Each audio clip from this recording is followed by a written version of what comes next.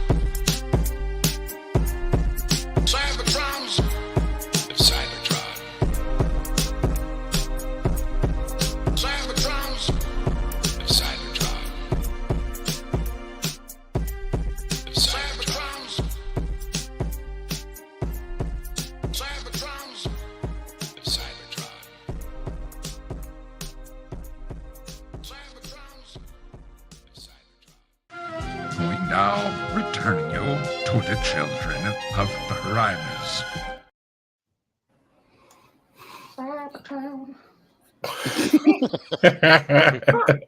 Welcome. Oh, what is going on? Another week with Children of Primus. I love it. Another week.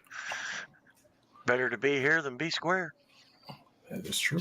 As we're squared.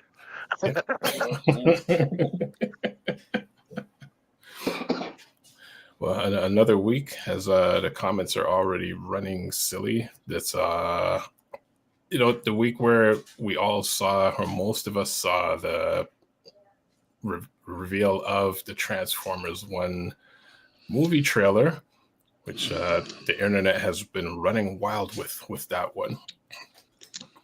So we will catch up on that shortly. Play it, we'll reveal it on our channel, and have our opinions and catch up on comments that we've read all over the internet related to this trailer. But how is everyone doing this Sunday? Could be better, could be worse. I'm fantastic, Spin. Thank you for asking. There you go. It was a productive day. Very productive. That's why the day is over. Well, I've got my my water. Drink water in there. See, it's frozen. That's actually a Death Star. It's a little silicone mold, and it makes the ice ball in the shape of the Death Star. That's cool. That is very cool. Yeah. We'll have a Cybertron one. And here we go. We were not here 5 minutes, and Bill's got balls in his drink. No. That's right. It's the only way to drink that kind of bourbon. Well, as we catch up on the comments, James Coleman, welcome James, says, "Hey guys, finally found Studio Series Game Edition Optimus Prime, and how about MPG Super Jinrai? Saw the trailer for the TF1, can't wait to see it as well as for Studio Series TF1's Optimus Prime. Party like a Prime." And Professor D hiding in the comments that Transformers 1 trailer, OMG. Make it unsuck. Freakenstein's idea for the origin story is way better, which is, I've heard his origin story, so I do believe that. And for sure, shout out to our resident freak. James Coleman says, "Good to hear from you, Prof D. William Glenn II, I wonder who that is. Do you make sure stick around for the reveal? And Make It Unsuck says his story ties everything together and fills in the gaps, all with giving back to that magic of G1, Beast Wars, and IDW, which I do believe from his idea of the origin story. And I know many of us would have our own version of origin stories, and I did find an article from CBR related to the trailer. And again, it's our article. It's I know, another one, and it's questioning whoever wrote this. Although I think searching through some articles, I think whoever earlier wrote their articles really had no idea about Transformers, where this one may possibly have an idea, but I didn't fully read it, so it may be a hit or a miss, but we'll find out later tonight. It's going to be a miss. It's going to be a miss, but we'll have fun laughing at it. Of course, that's what we do. They're going to suck harder than Kirby. Well, as before we get to our main event, what does everyone have for reveals? B, are you with us?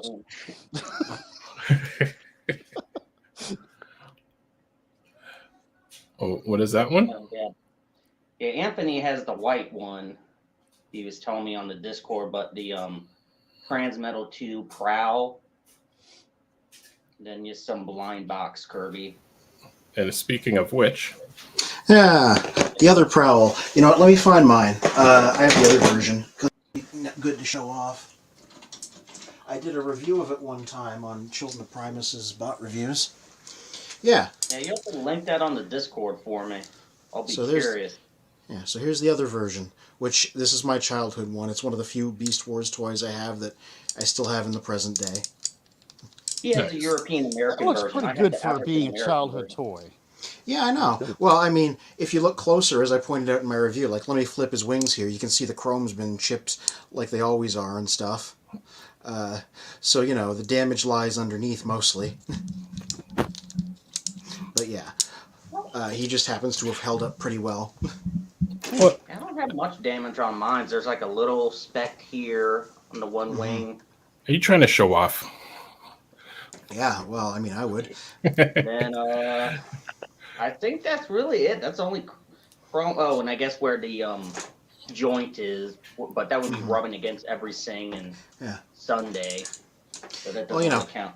Any transmetal toy, anything that's chromed from the 90s, if you get it, it's going to have damage. That's just a fact. Those things just pick up scrapes and chips like crazy, so you got to be okay with a little bit of damage, pretty much always. Still looks better than the guns, the hands on my C6 gun. The hands on that thing, their paint's almost worn off. Like his hands are almost completely white and no longer black on that. So Make It Unsuck says they are trying to get a new generation to have their own beginning or interdiction.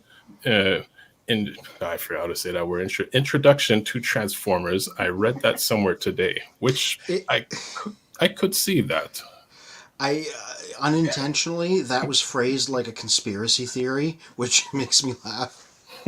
They're trying to get the youth to have their own introduction to the Transformers. I read it somewhere. You know, it was on the internet. The internet is true. I believe the answer to that is no shit, Sherlock. You know, it was on the internet, so it must be true. Well, we're on the internet, so whatever we say must be true. That's right. Everything I say is truth, always. Always. You know, whenever we have a question of the lore, refer to Fear or Courage. Yeah. Or refer to the Transformers wiki. That's where I pick most of it up. Don't reveal your secrets. Actually, I've got a really old, like from the 90s, explaining the lore literally from start to finish. One of these days, I'm going to sit down, I'm going to read it on mic and record it for Toy Warp. That way there's no freaking questions anymore. Yeah, I write these before the show. Getting caught up on reading, so yeah, the recent most issues of all 4 of these. Yeah, I haven't read the new one of the Transformers series, but I hear it's pretty good. Yeah, some major changes occur. What were you going to be reading on video, Toy Warp? Yeah, I was just going to go back to that. Oh, the actual history of Transformers from start to finish. Oh. I found somewhere, I found it years ago, somebody put together like a mix of what was in the comics and what was on cartoon. And it's really well done. But it's like 9 pages of print that's that freaking big. So, you know, it'll take me some time to actually record and find images to go with the video. And yeah, it's going to take some time. I was going to say, I was curious about how they blended the two continuities that existed at that point, because Marvel and Sunbow both did pretty different things. That's for sure. Yeah. You know, jumping ahead and speaking to... Oh, yeah. Starscream looks messed up. Jumping ahead and speaking to... Wait, what do you need Starscream to say? No, Soundwave told Starscream, "You kicked my Ravage." Like, you know, that would be like me saying, "You kicked my Shinta," or Anthony saying, "You kicked my pepperoni." Yes, I kicked your Ravage. Why Soundwave and Starscream get in a fight is that comes back to bite him in the ass. Oh, yeah, he kicked his cat. Of course he'd start beating up on him. Yeah, that was what the first or second issue, I think. So I was like, yeah, this. Well, I was expecting it to be the Sky War, but the Autobots are having their own interesting problems with him being, however many issues ago where he got integrated into Teletran 1.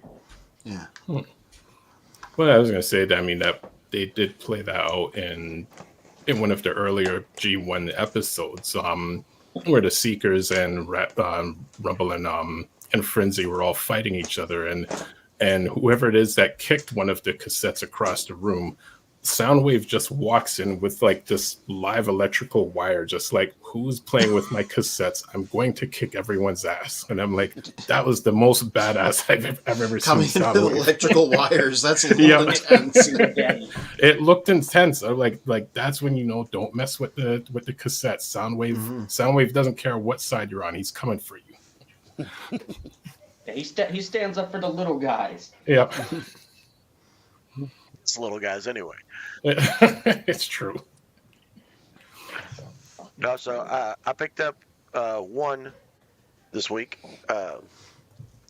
Since I already got Twitch, Thrash. I had to get Trash. Nice. The really the only two that I care about in that set.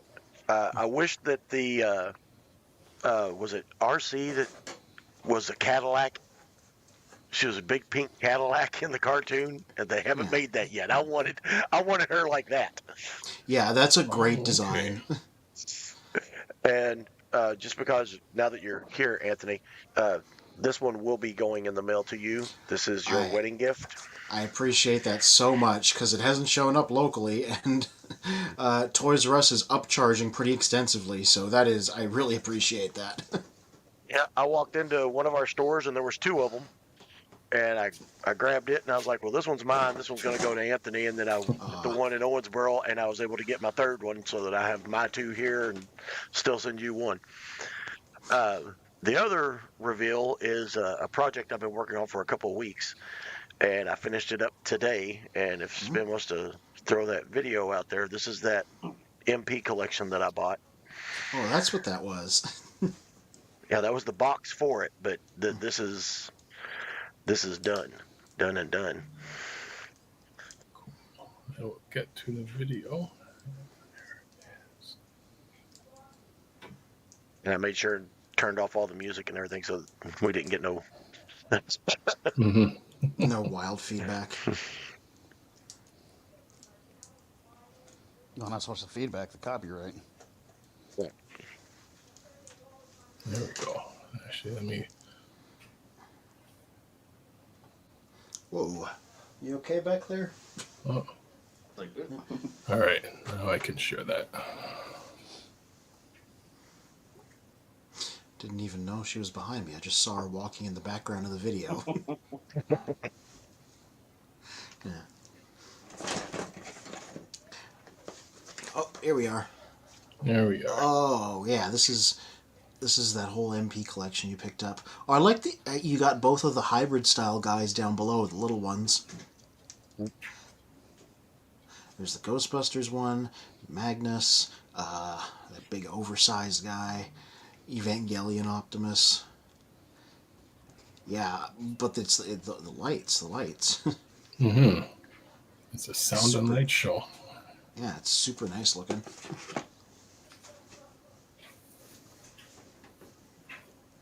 How long did it take to put this together? Once I got the box cleaned out, I don't know if you can see in this video or not. You see a couple of little holes in the back there. It did have shelves throughout it. Like the cabinet used to house like some sort of small trophies or something. I'm not sure what it was, but I purchased it and took it apart, sanded it all down, refinished it. But yeah, there was shelving across the back of it. Yeah, there was 2 shelves in the middle of it, so I took those out, drilled the holes on the side, ran all the electronics for the lights, the controls, and then actually sitting on top of it is a television and there's 2 old school PlayStation 2, PlayStation 1, and a Japanese combo thing called a Yobo that plays Sega Genesis, Nintendo 1, and Super Nintendo. And so that's my retro gaming station up above it. Cool. Oh, lovely. Mm-hmm. It's very cool. Yeah, the big Optimus in the middle. That's the giant third party you showed off on stream before, right? Yeah. Yeah. Good. That's the only one there I couldn't quite identify, but that makes sense then. Oh, Deceptikitty, the cat returns. Like call you Studio Ghibli because of it. Deceptikitty, Hey guys. this is my MP display that I made. Oh wow, beautiful. Mm-hmm. Super awesome. Nice to see you guys. Yeah, I'm doing good. Thanks. Yeah, that's good to hear. We were mourning your absence. Mm-hmm. The cat came Oh, back. yeah, you should have been here last week. You and the guy we had on here last week, y'all would have meshed. I'm sorry I missed that one. Yeah. My only reveal here is my gears finally came in, so I'll probably quietly pop that open while we talk. Funny thing about these guys, they're all missing their chest plates because you can flip up the chest plate because of when he got reprogrammed in changing gears. So they include them in the box so you can install it after you open it. So there was a lot of people looking at these and going, did somebody steal the chest plate? No, they're all packaged like that. Somebody put that out on Transformers Liberated as soon as they got theirs in. They're like, don't freak out when you get it. Yeah. It's wrapped up in paper inside. Yeah, one of the wonderful things that comes with how the designers are on Instagram is they talked about how if you have the little tiny core sound wave, which I do, it's all the way over there though, and you pop out the tiny Laserbeak cassette, you're supposed to be able to slide that in here to make it like when he was reprogrammed in changing gears. Oh, really? That's cool. Yeah, like it's just a little. Like, and that wouldn't be documented if the designers weren't on Instagram being like, here's my breakdown of this toy I helped make, here's all the stuff on it. Yeah, so I'm just going to pop this open while we're chatting. Cool. James Coleman says Soundwave and his cassettes will always be a true badass. Rev Rat's Ride, howdy, Toy Work Panel and Chat, howdy. And James Coleman says, hey, Micah. And Rev Rat's Ride says, Toy Warp, thanks for joining me earlier. You're more than welcome. Hey, James. Mm-hmm. More capsule toys, Deceptikitty. I eat a Kirby over here. Cool. So as we're doing this, I'm actually in the background saving a copy of the trailer that we can watch. All right. Yes, and also added a bit of sound to see if that will throw off the Google copyright censors. The copyright censors. Really, I don't know what kind of a problem they'd have with it. We're helping promote their product by putting it up and talking about it. They should be paying us. This is true. It's that gray area sometimes. I mean, if anybody from Hasbro is watching and wants to pay us, I can give you my PayPal right now and we can get this straightened out. Okay. I got a wedding coming up. I'm gonna lay claim to at least some of that dough. we do have a Patreon channel, but send it over to Anthony. He has a wedding coming up. Yeah. This is a funny thing they do with Transformers. Oh, hey, nice. Spider-Man 2099. Yep. Venom 2099. Yeah. Funny thing they do with Transformers packaging, they have branded bags for all their accessories now. Just a little paper thing all this stuff's kept in, and they just stick Autobot logos on it. That's cute. So the secret satchel has... I'm like, well, it's cool, but then wouldn't that increase the price of the toy? To print something on this instead, I don't know how that'd be substantial. I think the biggest reason they did it is so people don't accidentally throw this out. Yeah, so it has the contrast to stand out to the back of the cardboard. There was an interesting protest in Ottawa, I think, maybe sometime this weekend, about banning plastic for packaging or minimizing plastics being used. So, maybe Hasbro's a little bit ahead of the curve with that. Like, no more clamshell, no more plastic baggies. Everything green. Yeah. Well, we're here. Here, everything green. Here's Holler. And look how shocked he is to discover he's green. This guy's rapidly become one of my favorite figures ever just because of his friggin' facial expression. Yep. I don't know why they decided to make him look so horrified, but it makes for a lot of really good photos. Well, he's surprised that he actually got that he's actually being featured. Yeah, he's like, I got a figure? Yeah. Hey, Calvin Carpenter hiding in the comments, saying an awesome trailer, folks. And sorry, what were you saying? I sent you a couple of Soundwave pictures in his mouth on the Primus, in the Primus group. Kit. Okay, let's see. I always explained it the way that it was actually Grapple in the original, and just Cliffjumper didn't know his name. Yeah, yeah, like this is entirely Holler the toy, the green guy only exists because in the 2000s Takara was like, well, we just reissued Grapple and every one of our reissues right now gets a repaint. What can we do out of this? Let's make Holler into his own character officially. Yep. Well, I love that they made him Constructicon green. Yeah. How awesome would it have been if Constructicons would have been that scale? I mean, that means Devastator would probably be on par with the size of Predaking. Yeah. Well, one of the many... Oh, that's a lovely... That looks like Livio Ramadelli art. I recognize his style. It's very unique. Yeah. I can blow it up on my... That's actually the art that I have for the background on my phone. Cool. And there's one more. I've seen that one. I can't identify that one by visual. That's something new to me. That was off of Sword Art Online. It's a thing that my daughter does, and it's one of her friends made it. Oh yeah, I've seen that one all over the groups. Yeah, That's crazy. You know from. Yeah. Anyway, this guy's tiny but substantial. I really need to pick up a black suit Spider-Man to team up with him, because I got him because of, Marvel number 3. I'm like his grumpy face. I particularly like him because there's no waffling, or at least none that I could see. Waffling? Like how they have like the backside of the part is kind of hollow. Yeah. So they minimize that by putting both sides of the legs, I think. Oh yeah, you're right. At first I was like it's hollow, but I'm like, no, he's got a couple panels extending there, but there's you can't see into him at all, really. Yeah, that is pretty impressive. I thought that was a big innovation. Do you thought that first picture was? Livio Ramadelli. It's a weird spelling. Yep, That's it. That's it. Yeah. I just blew it up on my phone. That's who drew that one.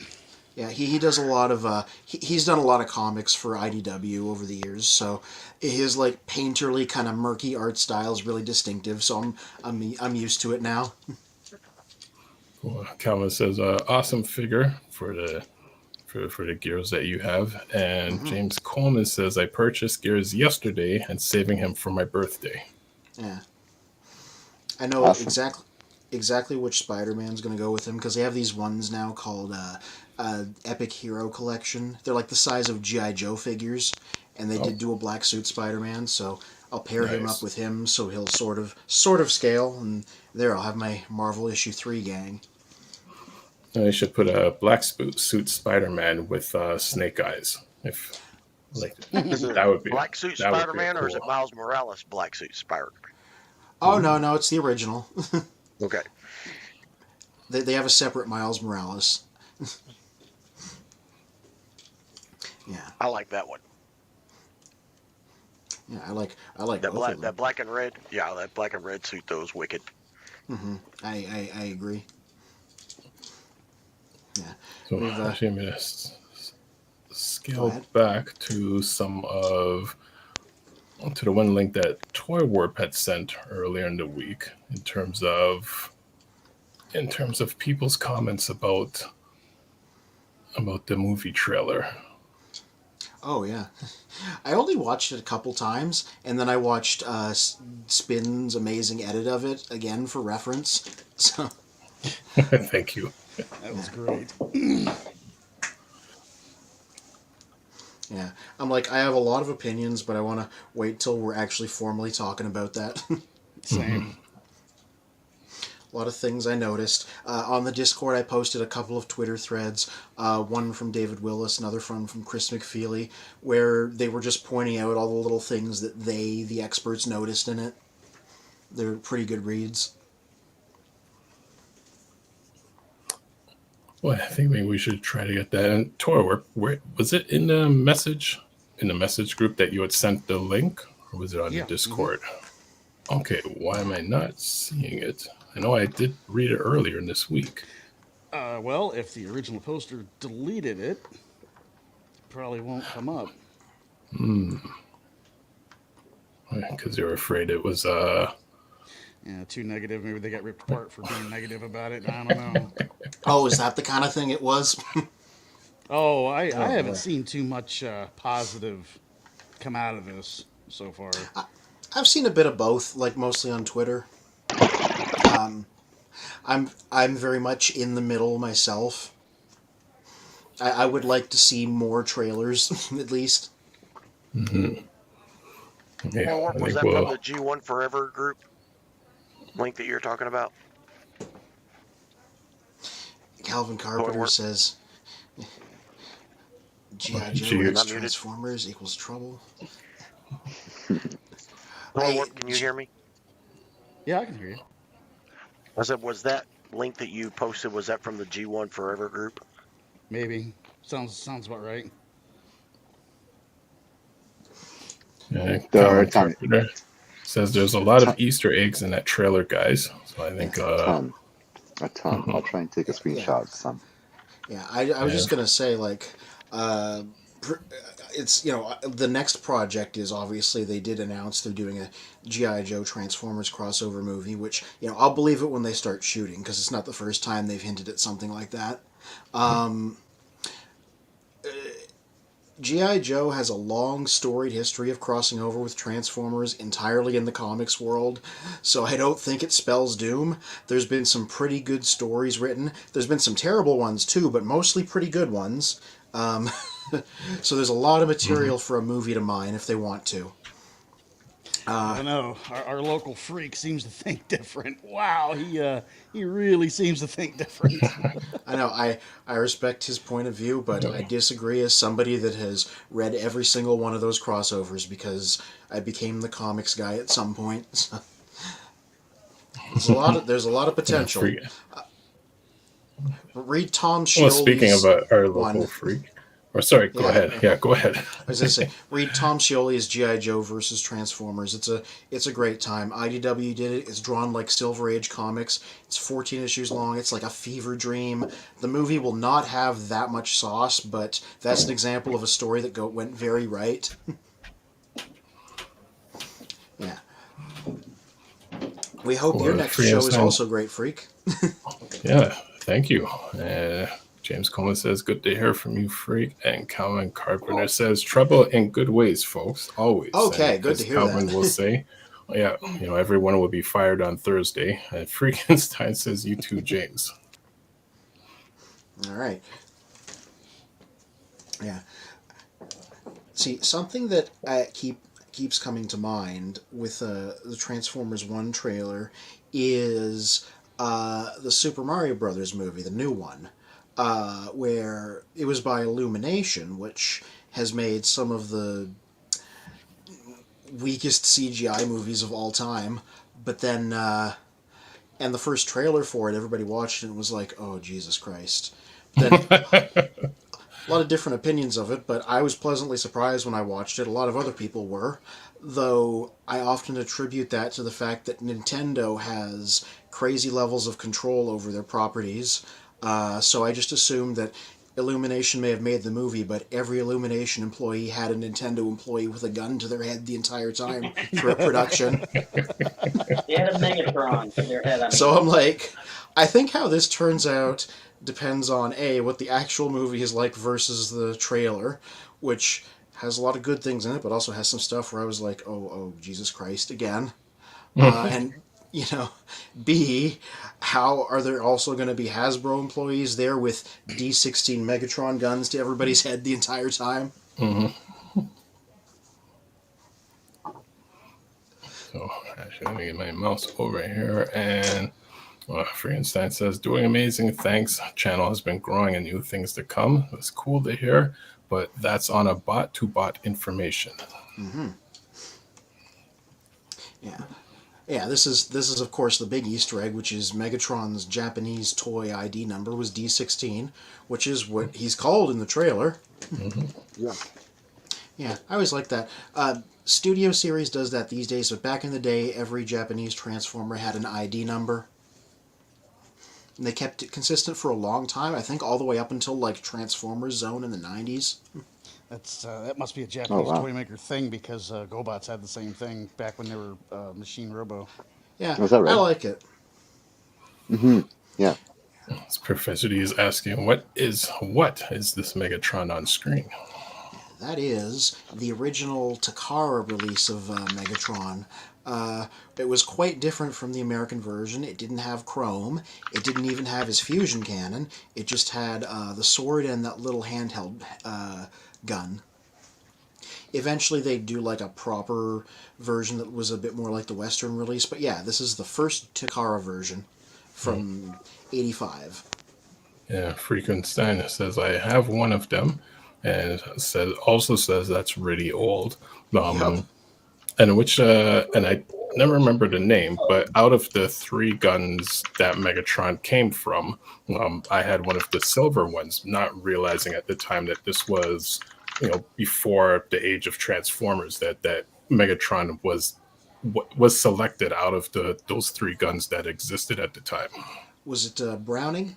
Browning. That is the one that I had, and I think that may have been like 82 or 83 when I had that toy. Oh, interesting little Easter egg with a figure that was recently announced. So they're doing another 4-pack, one of those formerly buzzworthy Bumblebee 4-packs. It's got Prime Cliff Jumper, a couple other guys, and also a new version of Squeeze Play, the headmaster from like 88, I think. Squeeze Play was on the Master Force TV show, and so was Browning, the character. So the new toy they're making of him comes with a tiny accessory of Browning in his gun mode for Squeeze Play to hold. Nice. Yeah. It's just and again, the designer pointed it out on his Instagram when it came time for him to do the post talking about that set. Mm-hmm. Oh yeah, the man from Uncle. Yeah, so that's the what the original Megatron gun was based off of, a wholly unrelated TV show. Well, this was the micro change original one from Takara. One had the designation MC13. Mm-hmm. Again, they love their ID numbers, and I get it. Yeah. The part of my brain really likes having all these things sorted and numbered in a way that's easy to like chart. Mm-hmm. Kind of like how the Masterpiece started doing that. I felt like that was a cool change there. That's the other thing. I posted about that in the Discord too. If y'all heard it, the Masterpiece toy line is coming to an end. Mm-hmm. The smaller version of Jinrai is going to be the last one. It's MP60. Wow. According to Takara, nobody's actually figured this out, but they said in their announcement that if you count all the variations and special releases and like whatever, there's been exactly 100 MP releases. You know, the numbers only went to 60, but there's been so many little extra numbers. So they said they're ending it on 20 years now.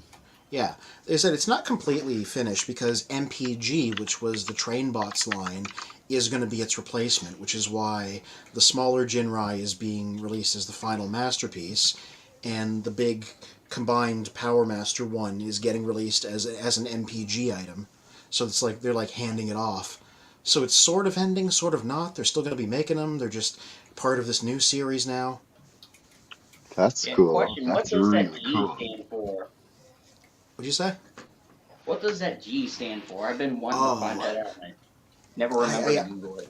I know it's on the wiki article. I know because I read it like a couple days ago. Yes, I read the Transformers wiki in my spare time. How do you think I know everything? That's how I got Transformers again. Just reading the wiki. I could spend all day reading the wiki too, but it's a matter of whether I absorb it or not. So that's not why you know everything. You know everything because you can absorb it. I'm like, I could like know how to do. The distraction of living in Jurassic Park and having to divert your mental focus to keeping the dinosaurs away. Yeah. Oh, okay. They're cute and they just want pets. They just want snuggles. Jeez. Yeah.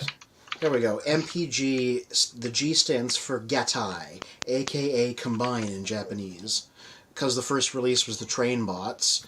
And now you got, the version of Jinrai that does the full combination with his trailers in that line. So I'm guessing it's going to be focused on combination going forward. Look forward to... Professor D says, Deceptikitty, I like the camera angle for a change, highlighting your curated selection of not-so-common MP favorites. Yo, blow it up. I want to see. Yeah, check this out.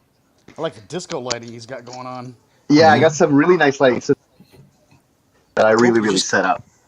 This is so this is my fans hobby Optimus Prime that is kind of holy grail. I love Power Master Optimus Prime, so I can't wait to get the Jinrai, which is like price point I think $600 with the whole trailer and everything. Yeah, it's a big one. Yeah. And here I have my like rare mangas on the bottom. I guess I'm not going to pull all those out, but here's an iPad I have just chilling in here. It usually plays G1 episodes off of YouTube, just around the clock type of thing. Yeah, this is my living room cabinet. So the reason why I'm over here is everything has to get torn down. I don't know if you guys remember, but in January I had a big flood, or actually two floods over here.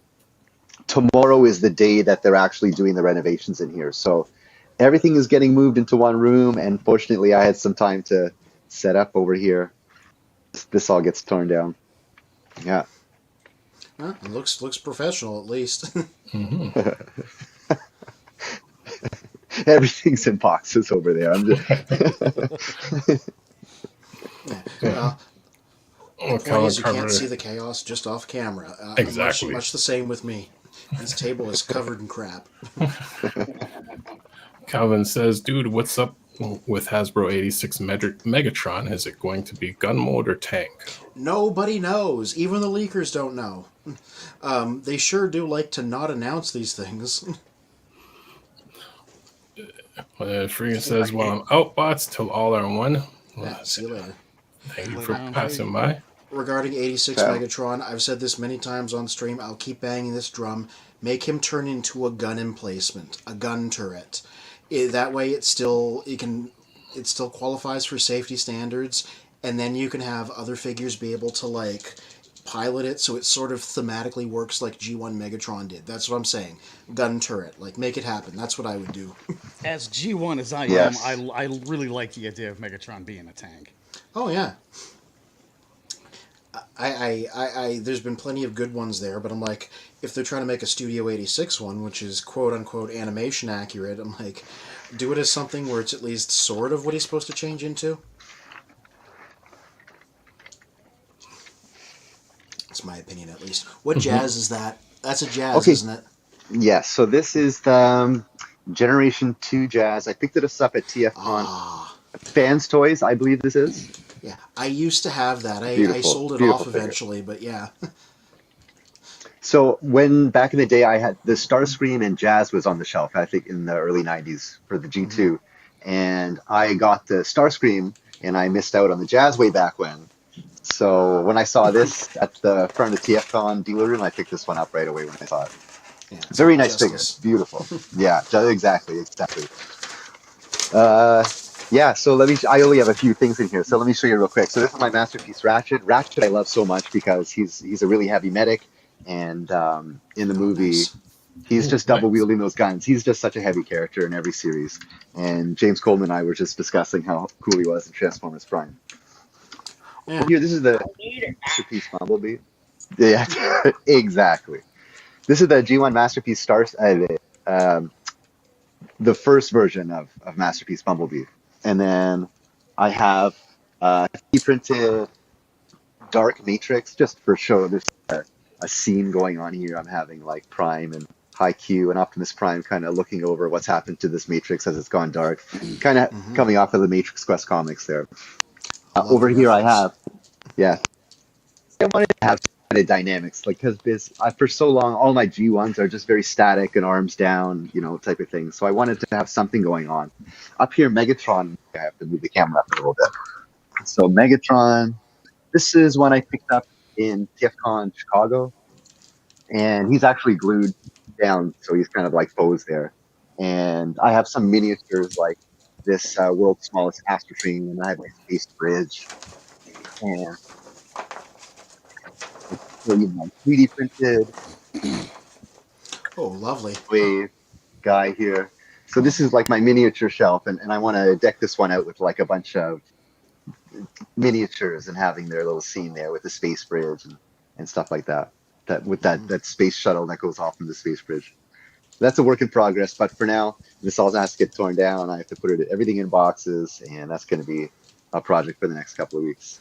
Oof, rip. Well, look at it this way. I always have fun when I set the shelves back up eventually because it's like a blank canvas you get to put some art onto. Exactly. Yeah, I'm starting fresh. I'm going to do a whole new layout. Yeah. This one is very special. I forgot about this one. This one I also picked up at TFCon Toronto. This is the Ocular Max Helion, the black cliff jumper. And this was signed by the artist who did the artwork for the box. It was a French guy. That's lovely. Yeah, and he brought some. Maybe I have to take this out.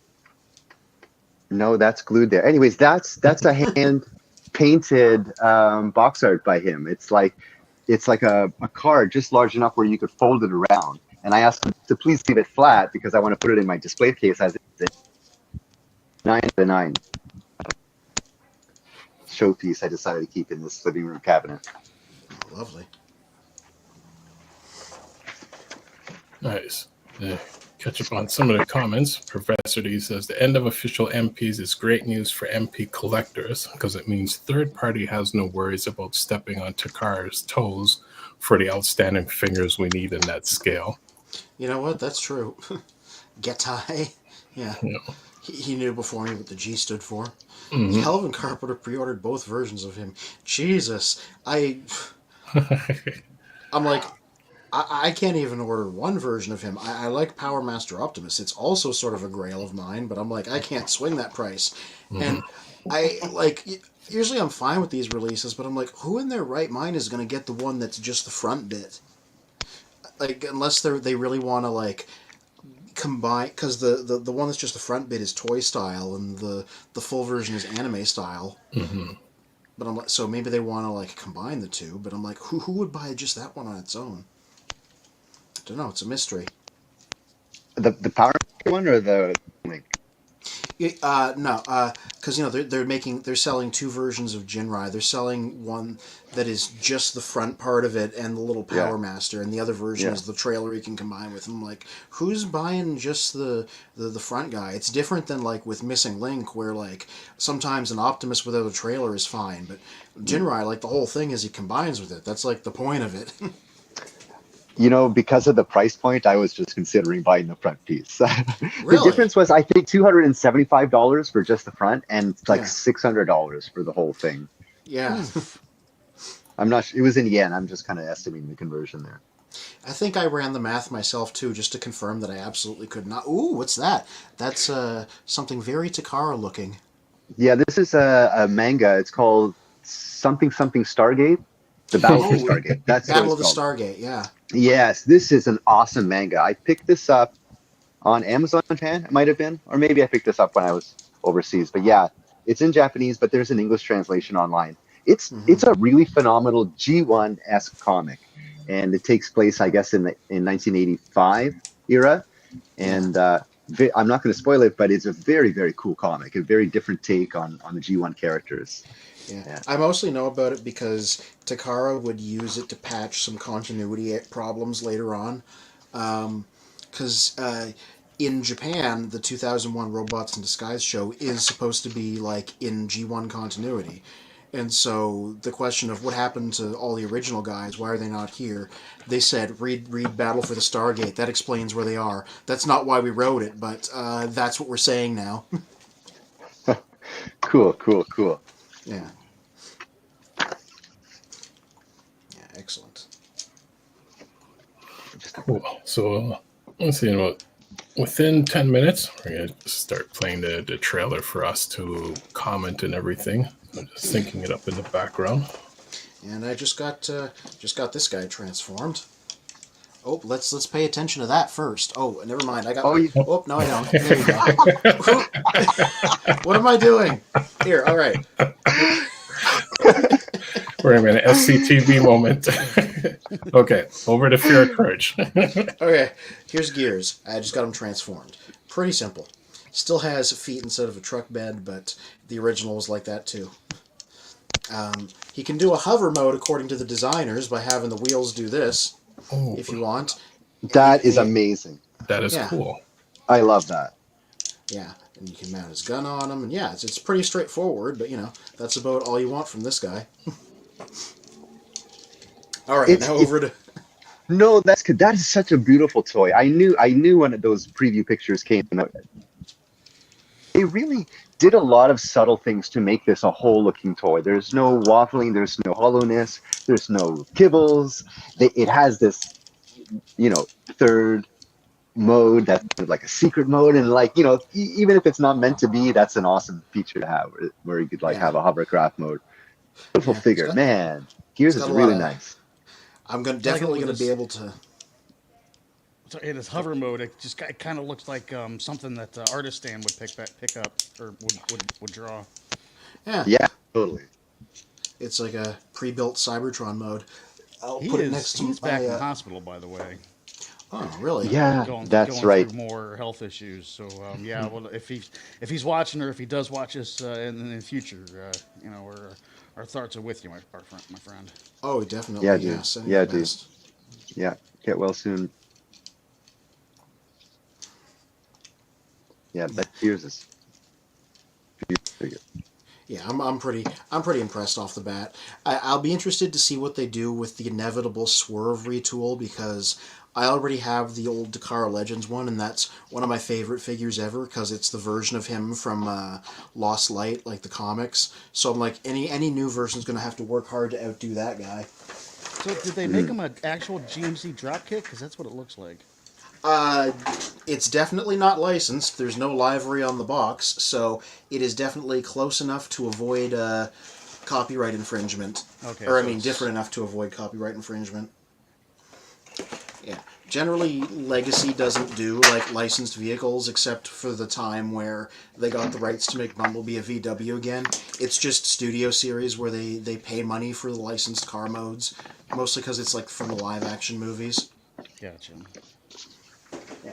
But, I mean, they've been getting pretty close. I always like to bring out the Jazz they did, which is not a Porsche, but is very close to looking like a Porsche, to the point where everybody was like, is this legal, man? Like, it's really close. I've seen side-by-side pictures. There's like a few lines different, but... Oof, man, that's like the cars in GTA, just enough to get away with not paying licensing fees. Wow. Yeah. You know, I got like, instead of Studio Series, which I got back here, like, there's Hot Rod Mirage, where they actually do license the alt modes, so they are like a real Porsche and a real Lambo, and they got the livery on the box and everything. At this point, that's the big difference between the two lines.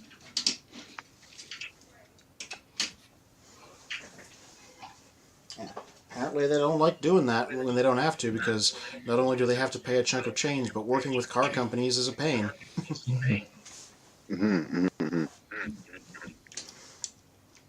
Oh yeah, didn't with that Mirage, one of the car manufacturer requests was they didn't split the Porsche logo on the doors. Yeah, they talked about that on again in the Instagram commentary. There were limits to how he was allowed to transform because they didn't want certain seams on him. That's the amount of control that they exert when you want to license something like this. Down to the panel lines. Yeah, so that's why it comes to the main line, they're just like, forget it, we're going to make them look close enough and be able to design them however we want. And presumably not have to pay licensing fees or percentages or however it works. The transform. Oh, I remember seeing that in like a bookstore back in the day. Oh, that's lovely. Nice. I gotta find my old book. It's on the shelf out here. I'm gonna grab it in a second. That's definitely the nicer book because it has literally everybody. Mm-hmm. Yeah, it's like pocket size. You know, if I can geek out at the convention. Now, is that everyone from the G1 era? This is the G1. Yeah. Nice. All right, let me show this off because I just happened to find it on my shelf. It's a very old book. J.E. Alvarez, who was later officially involved in the brand, it's his unofficial guide, 80s through the 90s. So it goes from G1 to Beast Wars. You can see it's very worn because I had this for a long time. You got like photos and text commentary going year by year. Scorponok and those guys. It's one of the... This is from the start of one of the years, talking about what came out. You know, here's some Beast Wars stuff towards the end of it, just in package stuff. The thing about this is, like, so this book is missing a lot of stuff, like they don't have pictures of everybody, and like there's a lot of information these days in it that I know is just flat out like incorrect. But you know, the internet was, this was not. We don't have the wealth of knowledge we have today. This was like the first time somebody tried to make one of these books. Mm-hmm. So it's like historically significant. Mm-hmm. And yeah, I had this when I was younger and I poured through it a lot. So Charlie C says, "Hi guys, I would join, but my internet has been sketchy lately. I have to blame Soundwave on that." Oh, Last Stand of the Wreckers. And what's the other one there? Reprint of the G1. Mm-hmm. I love the G1 comics. This is just like a collection of some of the graphic novels I've decided to keep. Mm-hmm. Are those the ones where they were allowed to reprint the Marvel, or they were not allowed to reprint the Marvel? Because I know one of the collections, when I say reprint the Marvel, I mean reprint the issues with characters Marvel owned, like Spider-Man and Circuit Breaker and stuff. That's right. So this is the Titan comics, which they did reprint those Marvel ones. Yeah. And then this is the paperback. I'm not sure if the hardcover did that. And this is the IDW version of the classics. And then in the IDW version, they cut out those Circuit Breaker issue, or I think it was just one issue of Circuit Breaker.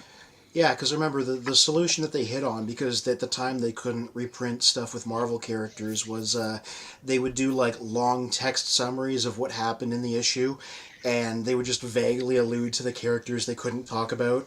Like, I think they said something like, oh, because of a certain wall crawler, because they couldn't talk about Spider-Man. Yeah, that's right. Yeah, they'd be like really detailed summaries with like pictures, but like they just couldn't print the issue, so they had to do that. Oh yeah, all hail Megatron. Yeah, I love the aesthetic of this cover art. The whole propaganda, Soviet propaganda theme here. Yeah, that was a fun series. It was pretty controversial when it came out, but I read it again last year in my comic club, and I think it stood the test of time pretty well. I think I have this signed by. Okay, so there's Bob Budiansky. Oh darn, I can't read that signature. That might be Simon Furman. That is Simon Furman there. Yeah. Oh wow. Okay. In here. Yeah, what's in there? So this is the best of Optimus Prime. There's a few issues here. Let's see. Oh, good. I completely forget. So it has. Let me just put it on screen so you guys can maybe zoom in. So it's got.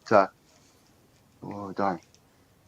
The animated movie adaptation, Transformers number 43, the UK annual, And There Shall Come a Leader, War Within number 1, Spotlight Optimus Prime, Stormbringer number 4. That's a strange choice.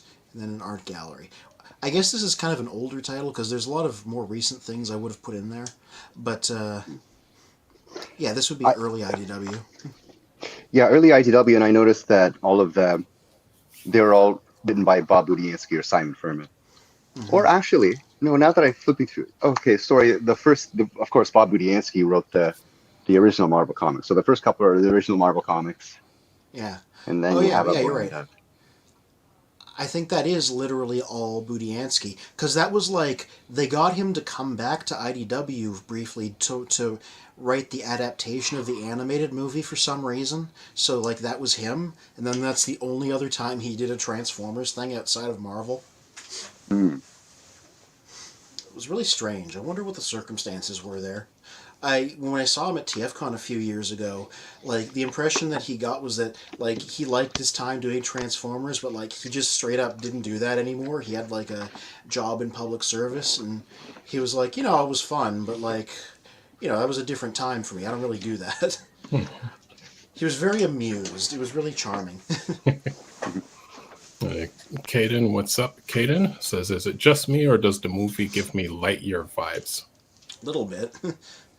I never watched Lightyear. I think it's definitely trying to use that appeal that the Sonic movie had, that the Super Mario Bros. Movie had, because they did really, really well, like super, super well. And I had a feeling they're going to go in that direction, and that bright, colorful, bubbly, childish, fun time movies. And I think it might work out. I'm excited for this because it might be a whole different take on the Transformers universe. You know what I keep, and everybody keeps pointing out all the Easter eggs and references there. This is the most Transformers Prime movie I've seen since Predacons Rising. Because, first of all, I remember I posted a screenshot. Like, you can see Arachnid in the trailer, or somebody that looks exactly like her. You can see Viacons. And also, like, generally the lore here seems to be stuff from the Covenant of Primus, which was written as a Transformers Prime backstory thing. So, like, the Quintessons occupying Cybertron, the 13 Primes and their designs are straight up taken from that. Just a lot of stuff. This seems to be, like, the guy who's directing it did an interview where he talked about getting a big tome of lore from Hasbro. It might have just been, like, the old binder of Revelation, the thing they wrote around the time of Transformers Prime, giving the backstory, because there's so much stuff here that seems to specifically be from that. So, while this isn't literally in continuity with Transformers Prime, this sort of reads like a prequel to that specifically. Okay. So we have the trailer on the screen, which we were going to play it a couple of times and give our comments. We're going to cross our fingers that the YouTube copyright police doesn't come after us while we're playing it. So we're gonna watch the trailer and then give our thoughts about it, and we'll have it running in the background while we have our thoughts. So here we go. Oh, and just to add, I added extra music onto it just to hopefully throw off the copyright police. Yeah. Nice. We'll also talk really loud. La la la la la. Trailers are a weird thing. Like video game trailers I've uploaded to my channel before. Whoa. Oh, sorry. What did you say, Tor? Trailers are a weird thing on YouTube because I've uploaded like video game trailers to my channel before, and no one really had an issue. I uploaded, and this was years and years after, but I uploaded the first Fast and Furious. I didn't just upload it. I mean, I put it into a video, the first Fast and Furious trailer, and Universal copyrighted me on it. Really? Jeez. Who's the production behind this? Oh, gosh, I don't know. Paramount? They have the movie rights, right? It's Lorenzo de Bonaventura, anyway, the insane producer that says unhinged stuff about about continuity. Well, let's play it and see what happens. Yeah. So this a med bay or a control room. Yeah. You know This what? is like- You are so screwed. Thought you weren't talking to me. This is the kind of stuff where it's like, well, first of all, I love that design for that random guy. Hi there, I'm B127. Yeah, this is the stuff where I was like, okay, this is a little too much 2010s Illumination DreamWorks, the junior version of like the Avengers Joss Whedon dialogue. I know we're just lowly worker bots who can't even transform. I like that Elita 1's involved from the start. Oh, I also like that Megatron's helmet is black, like in Marvel. I'm sorry, what's Bumblebee 127? Is that a reference to the the new that's movie. That's a I'm gonna kill you! reference to The Shining, isn't it not?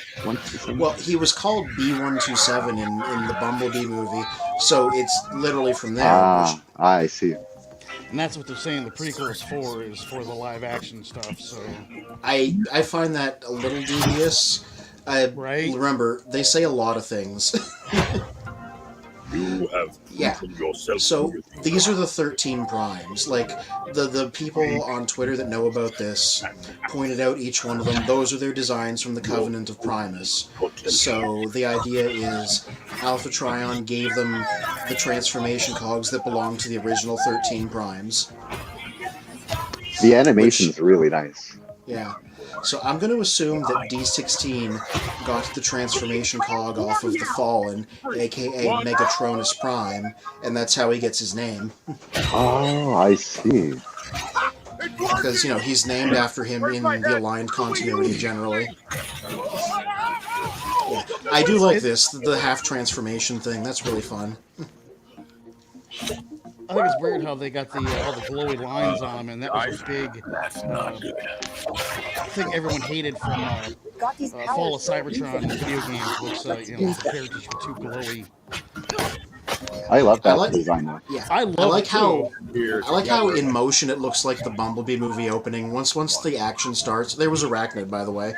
Yeah. Yeah. I like that design too because that looks like original toy Bumblebee. Yeah. Right, totally. Or even Goldbug, you could even say. Yeah. So I think we can also agree that they didn't name them, but like those were definitely the Quintessons, right? Big floating tentacle guys. What I would think. Yeah. Right? Yeah, that's right. Or at least like the bailiff. We're going to see the Quintessons. That's the hint. Yeah. Something else I think David Willis pointed out in his thread is the person talking to them seems to be Sentinel Prime, because he also has his aligned continuity design. So, presumably this is, like, occupied Cybertron under the Quintessons run by Sentinel Prime. Interesting. Yeah. I love this guy. That one generic, I want to know who he is. He looks like somebody from Generation 2. That's why I keep fixating on him. Yeah, totally. He looks like Bruticus. Oh, maybe. okay, yeah. Bruticus face. Yeah, totally. You know, it'd be cool if they thought of if it was if they used that lore of the combaticons when they were locked away, if that was a previous Bruticus.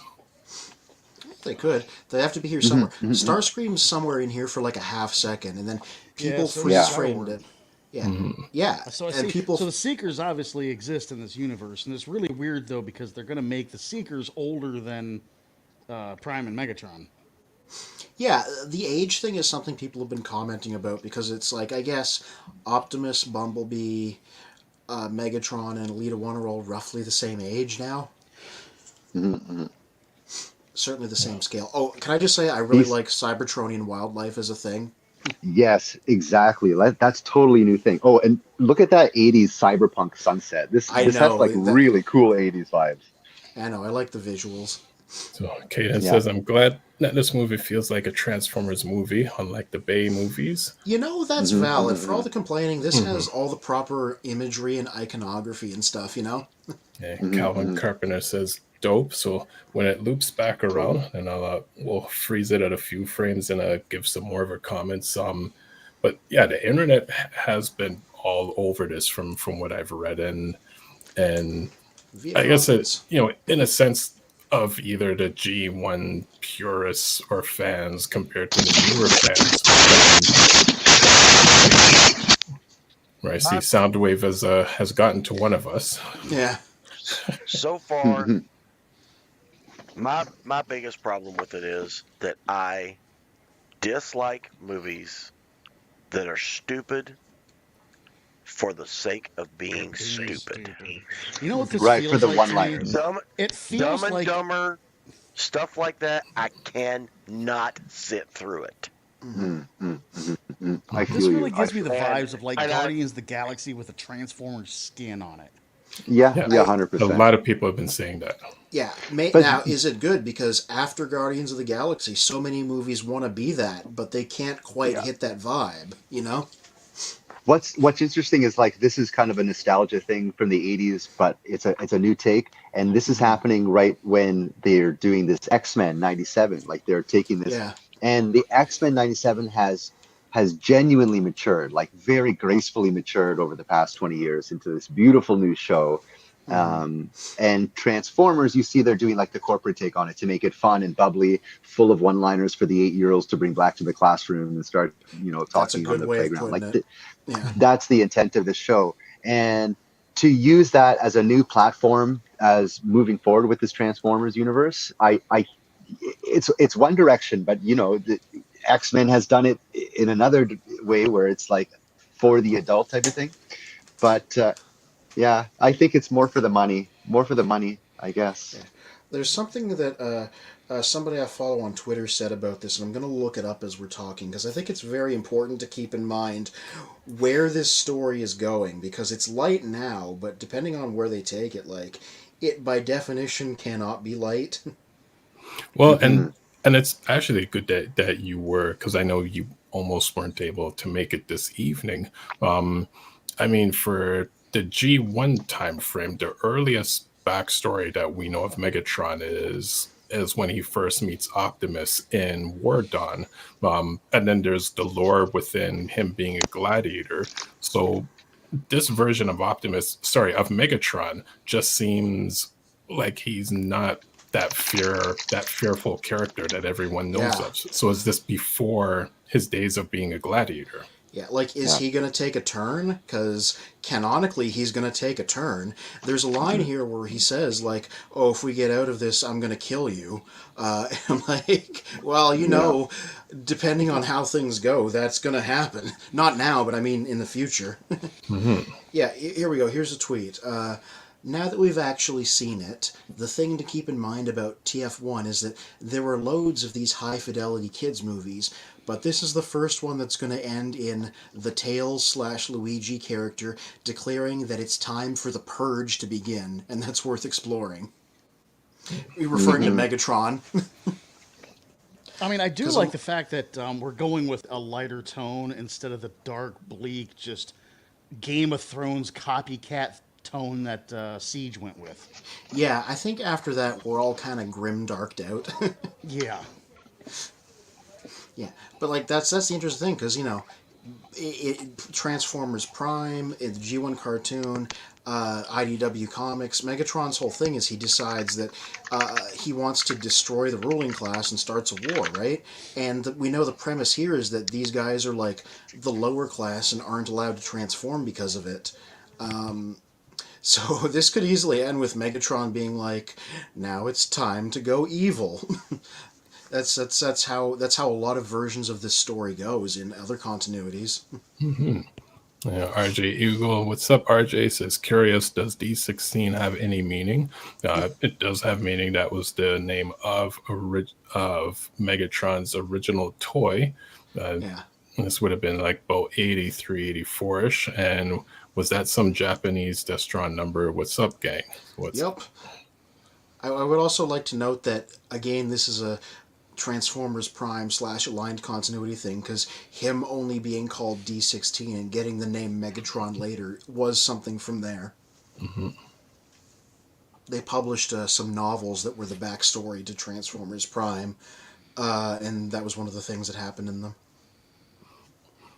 Well, I know a few comments I've read online was the continuation of Hasbro pushing Bumblebee on us, where it's, there's so many other characters they could have featured other than Bumblebee, even though some would say he's the crowd favorite, but I usually say he's more recognizable but not a favorite. He's the kids' favorite. When if they're pointing out crowds, they're pointing out crowds of kids.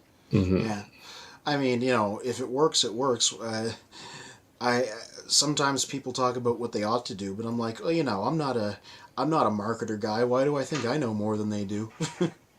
Maybe the original 4, instead of him, this character right here should have been Soundwave. Yeah. Really? Well, we see Soundwave's in this. And we would get the story as to where he went from having all this bubbly charisma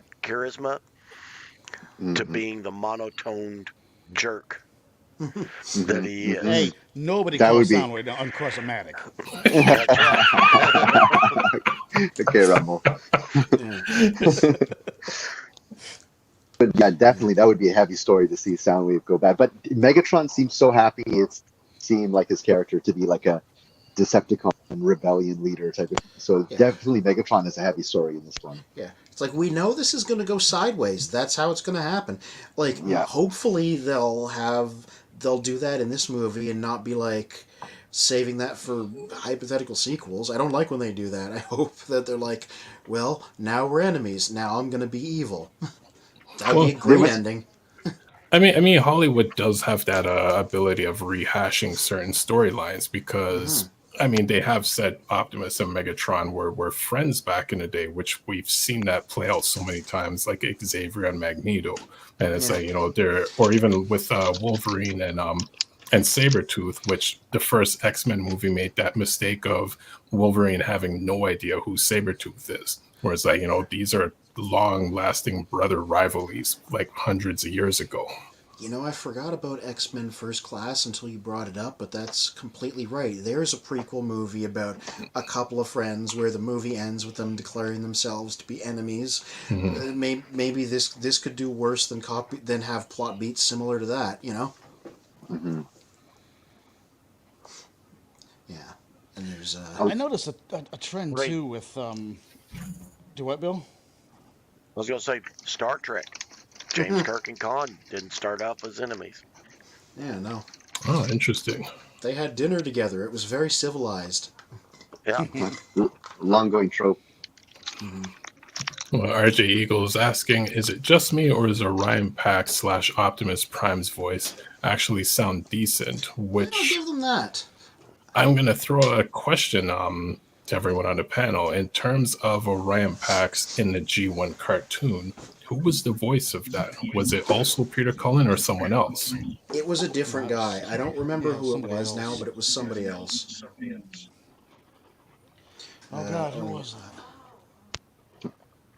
Well, that's a skill testing question for people in the comments. Because I guess in a sense, if everyone's complaining that Optimus sounds different, this is a portrayal of Orion Pax, and this is before he became Optimus, rebuilt, and everything changed. So it makes sense. He sounds different. I don't hear. I mean, I can hear it a little bit, but I don't hear a whole lot of Hemsworth in the voice. So Yeah, they've done enough. They've done a good enough job making it tinny robotic sound to where like you don't hear like the Hemsworth in it, and I think that's gonna lead to him doing a better job as the voice actor. yeah. I was worried he was just Lori going to sound like Falso. Thor. Yeah. Lori Falso, Lauri. That's a tough one. Lori Who else? Faso, Faso, was the original voice actor in the cartoon. Nice. Only minor characters. They did Dive Bomb, Rampage, and Skydive. Those were their other roles. Huh. Oh, crazy. Okay. He also showed up to TFCon in 2019. And Kaden has also said, also, has anyone noticed this is Megatron's first time being voiced by a black person? I didn't notice. I didn't notice, but that's an interesting detail. And Well, you didn't see the trailer where it's like intro with the voice actor of Orion Pax and D16? Yeah, you know what? I guess that makes sense because I did see that, but I kind of fast forwarded it because I just wanted to get to the trailer. Because you just saw Chris Hemsworth and the other guy talking, and I was like, Yeah. You know who he I was. guess that's them. Yeah. I kind of RG made the connection on the fly. Nice. RG Eagle says, great question. Never thought of it before. So as I think one of the other, multiple videos on YouTube that exist breaking down the trailer, they were saying that in this one scene, this should have been some of like our previous characters that we've grown up with, where this may have been a Huffer in the background, that could have been Brawn, that could have been like one of another Seeker, a Sideswipe, or Sunstreaker. So there's a question of like, who are these characters that are in this scene? I don't know. I don't think everything needs to be a cameo. Sometimes generics are fine. When it's CGI and there's this much detail, it's so easy to fit so much and overdo it with the detail. Actually, could you pause it on that cityscape there? I bet you there's so much going on in that icon, Yes. something. Someone had made a reference to that. If I can just pause it at that scene. Right here, icon 5000. Yeah, I'm going to presume that's a racetrack. Right, Indy 500, icon 5000. Right. Cool. I do like the design of this city that we see in these shots. It's all very Blade Runner in a way. Exactly. Totally. I feel it's going to be a lot of darkness, but there's going to be a lot of colorful stuff, like Ready Player One and that kind of kids movie type of stuff. You know what I just noticed? I don't know what this says about the order of events in the film, but D16 there, aka Megatron, he has a Decepticon symbol on his shoulder. So obviously that has already happened at this point, and they seem to still be on good terms. So I don't know what that means, but I wonder what reputation means. Go ahead. Well, there's a clip of him finding a relic that has that Decepticon logo while he has it on his shoulder. So it's like, find what he's looking for, and what was it that he's trying to... Well, the people that have pointed out that in those sequences it's the bodies of the 13, that giant Decepticon symbol is probably literally the Fallen's head, because that's what his head usually looks like. So maybe that symbol's there because he's like, that's one of the 13 primes on my shoulder. That's me speculating. They were all created. I mean, the Autobots were the support line, the Decepticons were the warrior line.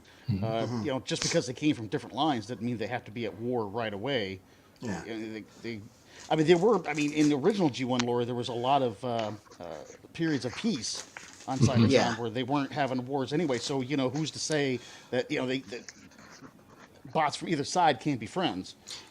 I will say, outside of the G1 cartoon, like, Marvel, Dreamwave, IDW, Prime, the idea of them being two pre-existing groups isn't usually a thing. Usually they're just factions that are created after the fact. So the whole assembly line military hardware thing, they've only ever done that on the cartoon. Yeah, I saw someone suggest that maybe with that earlier Decepticon symbol, it's almost kind of like how maybe a Christian nowadays might wear the cross. so it's more for like philosophical and religious reasons. And it's not yet a symbol of a warrior yet. Like, so it's not the symbol of Crusader yet. So after his turn, the Decepticon signal becomes no longer a crucifix and becomes like a sword in a way. As I saw someone suggest. That's very cool. See, that's a really interesting and deep way that this movie can go. Like, although it may be a lot more kiddie and with all these one-liners, it could get a lot more deep with like, well, for example, two warring factions on the same dying planet. Like they both want to revive the planet, right? And maybe it might discuss something like the Senate or Quintessons might be manipulating sides in order for personal gain. But yeah, they could go really deep on war. For example, two warring, they could be friends, and then another time they could be enemies. That changes all the time. When we get to the Quintessons, I got some stuff I want to talk about, but I can wait till then. Yeah, and the other thing I'm thinking too, I mean, in terms of the trailer, like this scene could be anywhere within the movie. But then going back with the G1 lore of Megatron meeting Orion Pax, at the time he had already started the Decepticons. So it would be interesting him wearing this symbol, but they're still friends because at that point they were already on opposing sides. Have we talked about that symbol behind them right there? Have y'all not noticed that? Let's see. But like in the G1 cartoon, Orion Pax thought Megatron was cool because he could fly. It wanted to be friends with him. That's the race. Oh yeah. Look at all those cars. Now, is that the same race that those recent toy lines were based off of? No, that's the Velocitron Speedia 500. That's the Velocitron. This is the Iacon 5000. Yeah. Which I find really cool because that logo with what I can see on my phone, that logo looks a lot like Indy 500 logo. Right. Yeah. Oh yeah. Cool. That's why I said that's got to be the race, and it shows cars down here. It's got seekers in it. Mm-hmm. Yeah. It's got just bots. That's cool. Yeah, I'll be curious when we get to the part of the trailer where they hand each other the jetpacks. If we can manage to pause it and see if it looks like that jetpack Optimus gets from Sideswipe in G1. I remember it as Battle Angel Alita. Exactly. So I wanted to reference Rollerball was in this movie, and she comes from being innocent to this real badass, and like it kind of happens through this Rollerball thing too. That's part of it, and like there is the racing in the Transformers lore, but like there is this trope that recently they did that worked really well. So let's see if they get involved in this race and like as novices, and then totally kick ass in the end. I see that happening. Like Bumblebee might be like the winner of the race or something, but total underdog. Well, RJ Eagle has a few questions. Are you guys feeling okay about all the organics, nature, and animals on Cybertron? Maybe a throwback to Beast Machines. I love that. I love when there's like Cybertronian animals. It makes it feel more like a real planet. And RJ, all we've ever seen is the war ravaged. About that this morning. Yeah, all we've ever seen is the war ravaged planet. Exactly. Now we're back far enough that we can see what they're trying to get it back to. Yeah, and exactly. So the Brian Ruckley comics that I love to reference, the last run of things IDW did. In that continuity, not only were there animals on Cybertron, but there was like greenery and life, and the reason was because other species also lived there, because it was a galaxy people moved around in, so other races, including organics, had immigrated to Cybertron, so there were other aliens there too. It was a really interesting take on it, and I wonder if that's why there's greenery in this version too. I mean, the Quintessons aren't a machine. Mm-hmm.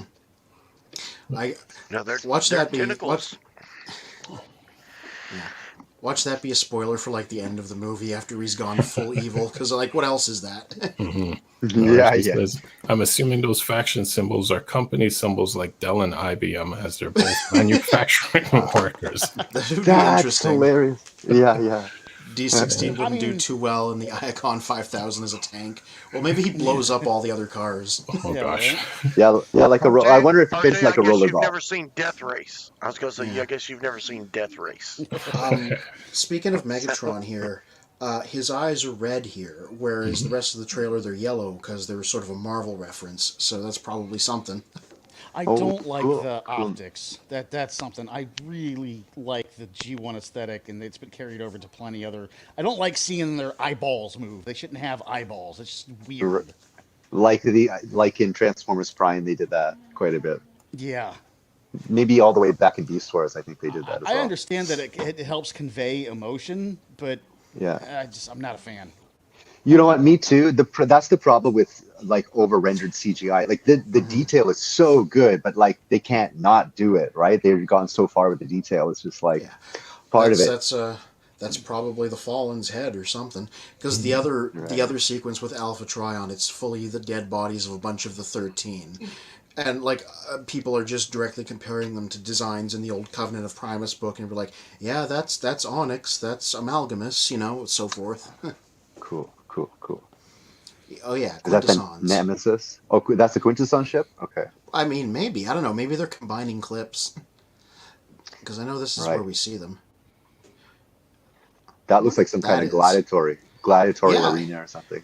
Yeah. You know what? Yeah, maybe he's becoming a gladiator here. or I'm thinking that race is like a crossover gladiatory arena thing. I think it's like a rollerball thing. That's what I'm feeling. You're right. Yeah. Yeah, I think it is like a battle race. Last person to survive to the finish line. He's already wearing the symbol right there. Yeah. I just noticed that since we paused it. Well, here's an old school reference. He looks like, I believe his name was Twiggy from Buck Rogers. Oh my God, he does. He does. Oh my God, he does. Hang on, let me just Google something really quick. Yeah, explain that for us younger people. Or people that are not in the 50s or older, upper 40s. What are you saying? We're old. All right, let me. You do know I can kick your ass, right? Oh, there we go. I think I found an image of it. Let me see if I can hold it up. Good I was lord! gonna say I can find one real quick. Yep. Okay, we'll stop that screen just for a side by side comparison inventory. Oh God. It's gonna be like some hillbilly character or something. I'm gonna have Megatron ruined for me for life. Nope. One of the first robots all of us were introduced to, other than Robot. Right. There we go. Good lord! He's got the same helmet.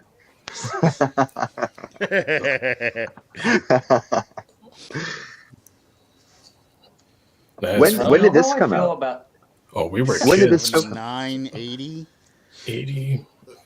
Yeah, it's probably between 78 to 1980. So Fall Guy started in 81. That was Lee Majors too. So. Oh, there we go. Buck Rogers in the 25th century, 1979. Crazy. So that robot just permanently walks around with a startled look on its face. All the time. And that's a particular helmet there. Like that's a particular style, like you see in Man at Arms and He-Man, and that was originally designed by Steve Ditko, I believe. And that was a style that Steve Ditko did in I think it was a DC comic, something Gods comic. A lot of characters had that style, so I wonder if this is an homage to an homage. RJ Eagle says, "Whoa, good reference, Ben. Buck Rogers." Now, the only thing only because I was a kid, so I barely remember the show. At a certain point, Twiggy had like this other computer that he would walk around wearing on his chest. Yes. Yeah, that was like a second personality. So I don't remember the details of it. I just remember. And I do know the toy version of that. It's worth a lot more money because the computer I think is molded into the figure, but if it's still got the sticker that looks like what it did in the show, that's what makes that toy so valuable. That they'll get some stupid prices out of that toy if it's got that sticker on there. That makes sense. One thing I want to... Why couldn't they homage Maximilian from Black Hole? So much more badass. So this is a Rolling Stones song that was a hit in 1982, I believe. Start Me Up, Mm-hmm. I believe. Yeah. Oh, and there's part of the race. Okay, that looks like. And I again, said them to using Jess, the Rolling they- Stones song for it just feels again like Guardians of the Galaxy. Yeah, I said to Jess, Yeah. like, oh, so this trailer has Start Me Up by the Rolling Stones in it, and she was like, yeah, you know, for all the little kids that are fans of the Rolling Stones. So take from that statement of hers what you will. Yeah, and I feel even like the nostalgic adult fans aren't that big of Rolling Stones from that era. But oh, see, right? It's just like a different kind of genre there. Like you could have chosen a different song. Now I can't tell you what would be more appropriate. But Transformers was kind of a rock and roll thing in 1986. It was like the rock and roll movie of the year for kids. Well, right? I had some friends who said the Transformers movie introduced them into the the Transformers movie introduced them into rock and roll because of the soundtrack. Yeah. And I know Mr. Magnus was saying to pause. It's the death race. It's the It is a death race. Yeah, it is a death race. Cool. But Very since they cyberpunk. can't transform, that's why they're wearing the rocket packs. Oh, nice. Yeah, they're chasing someone down for the to catch them for the race. That's racing. Right on. That's so cool. Yeah, I had a feeling roller bit. Whoa! He has red eyes. I can't get Twiggy out of my mind now. It's just permanently ruined. Okay, this is cool. The rain pack's getting stuck. Oh, I like is the it a upside vertical down train? city. Oh, you know, I bet what it is. I bet because they literally live underground. That's what their underground city looks like built the other way. Yeah, they have like the trains connecting like the surface and below ground. That would be very Final Fantasy VII in Midgar. Yeah. Or Evangelion. Yeah, with the geofront. Yeah, the geofront was upside down. And then in Xenogears, where you find Emeralda in that underground city. Yeah, that's very cyberpunk. It's about cities. In terms of the producer of this movie, I haven't heard anyone really mention how versed they are in Transformers. It would be interesting if the fact they were showing like all these Cybertronian trains and transit systems, just like when Spike and Carly went to Cybertron and Swoop was with them. It would be interesting if they brought Raiden into this, if they have a bit of a deep dig on that one. Yeah, the train should be a guy. Every vehicle you see should be a guy. That would be fun. No, I'm serious. What? There's the why not? from like RIDO1. And maybe have them quote some lines where it's like, "Oh no, I got a full train of commuters." I think one of them says in their premiere episode, "They're not going to be too happy if I got to stop transporting them and I got to enter a fight." There's a really great thing they did in the Brian Ruckley comics that was a nice little visual joke. Like halfway through the series, like the big ship lands like an arc and it's carrying Sentinel Prime and he walks out and they're doing this sequence where he's like talking to Orion and whatever about the plot and like as they're walking without commenting on it, we see the ship he came in on just change into a big guy and walk away while he's talking. That's more of that, please. You know what I mean? Yeah, I totally remember that. Totally. Yeah, I think what was it? You had Sentinel Prime, Starscream, Hound, Nautica, among others, on that ship. It's like intergalactic diplomats or whatever. Yeah, that's what they were. I'd like to see the world building in this be as large as it is in the Cybertron video games. Because in the Cybertron video games, man, they made Cybertron just feel massive. Huge set pieces for that. I'd like to see them making Cybertron its own character. Because in Siege, Cybertron was just not only a complete wasteland, but I know it was like bleak and dark to make the characters stand out. But, characters can still stand out in something that doesn't look like like it did in Siege. I like Cybertron to be its own character, not so much transform and walk away like Anthony was saying. But I would like the world to be its own character. I agree. It seems like they are doing a lot of world building. It looks like they're going to do you justice with that. Yeah, it's always a perpetual sort of challenge I've noticed the franchise struggle with, because it's hard to make Cybertron interesting on its own when so often it's played as just a big metal city world where everything looks the same. Yeah, War for Cybertron was an example of a time where they managed to make the planet feel really like diverse and interesting and different. Mm-hmm. Well, Professor D. Oh, sorry, go ahead. I was going to say, that was also part of the aligned continuity, and this is borrowing tons of stuff from that, so maybe it'll borrow that too. Professor D says, I watched Buck Rogers as a 4-year-old and loved those robbers, and Buck's occasional MacGyver-like antics. Example, once he put a grenade under a rock, stood on it, and rocket boosted himself out of prison. Quote unquote. I feel like boost. That wouldn't work in real life. That's video game physics logic. RJ Eagle says, I just hope D16 doesn't get seduced by the dark side too similar to Anakin/Vader, but something tells me that it will be similar, and says, I'm sure there will be a ton of Easter eggs that we'll only see after the movie. That will be fun trying to point them out. Hope my boy Jetfire makes an appearance. Hey, RJ, maybe they'll have a scene where a Senator Prime who's been corrupted or is in cahoots with the Quintessons sits down with D16 and tells D16 about the tragedy of Megatronus. Wink, wink. That would be good, actually, because he usually has a tragedy. And they'll be at an opera scene, of course. Yeah. A Cybertronian opera. And Mr. I mean, it would be the first time hiding. Transformers copied Star Wars, figuring Unicron was loosely based after the Death Star, and RC was her buns were like Leia's. So it would be the first time it's Love the synthwave, son. Love it. Yeah, well, that's what I noticed that, and I was like, why couldn't you do a synth soundtrack for the trailer? That would have been so much cooler. I totally maybe I'm just biased because I love synthwave, but maybe I'm just biased. We don't know what the movie's going to sound like yet. There's hope. But that's like this trailer. That could have pulled the crowd with that 80s synthwave type of background music instead of this Rolling Stone. And it's like not even a remix of Rolling Stone. I don't think it's just like the regular song for the 82. Oh.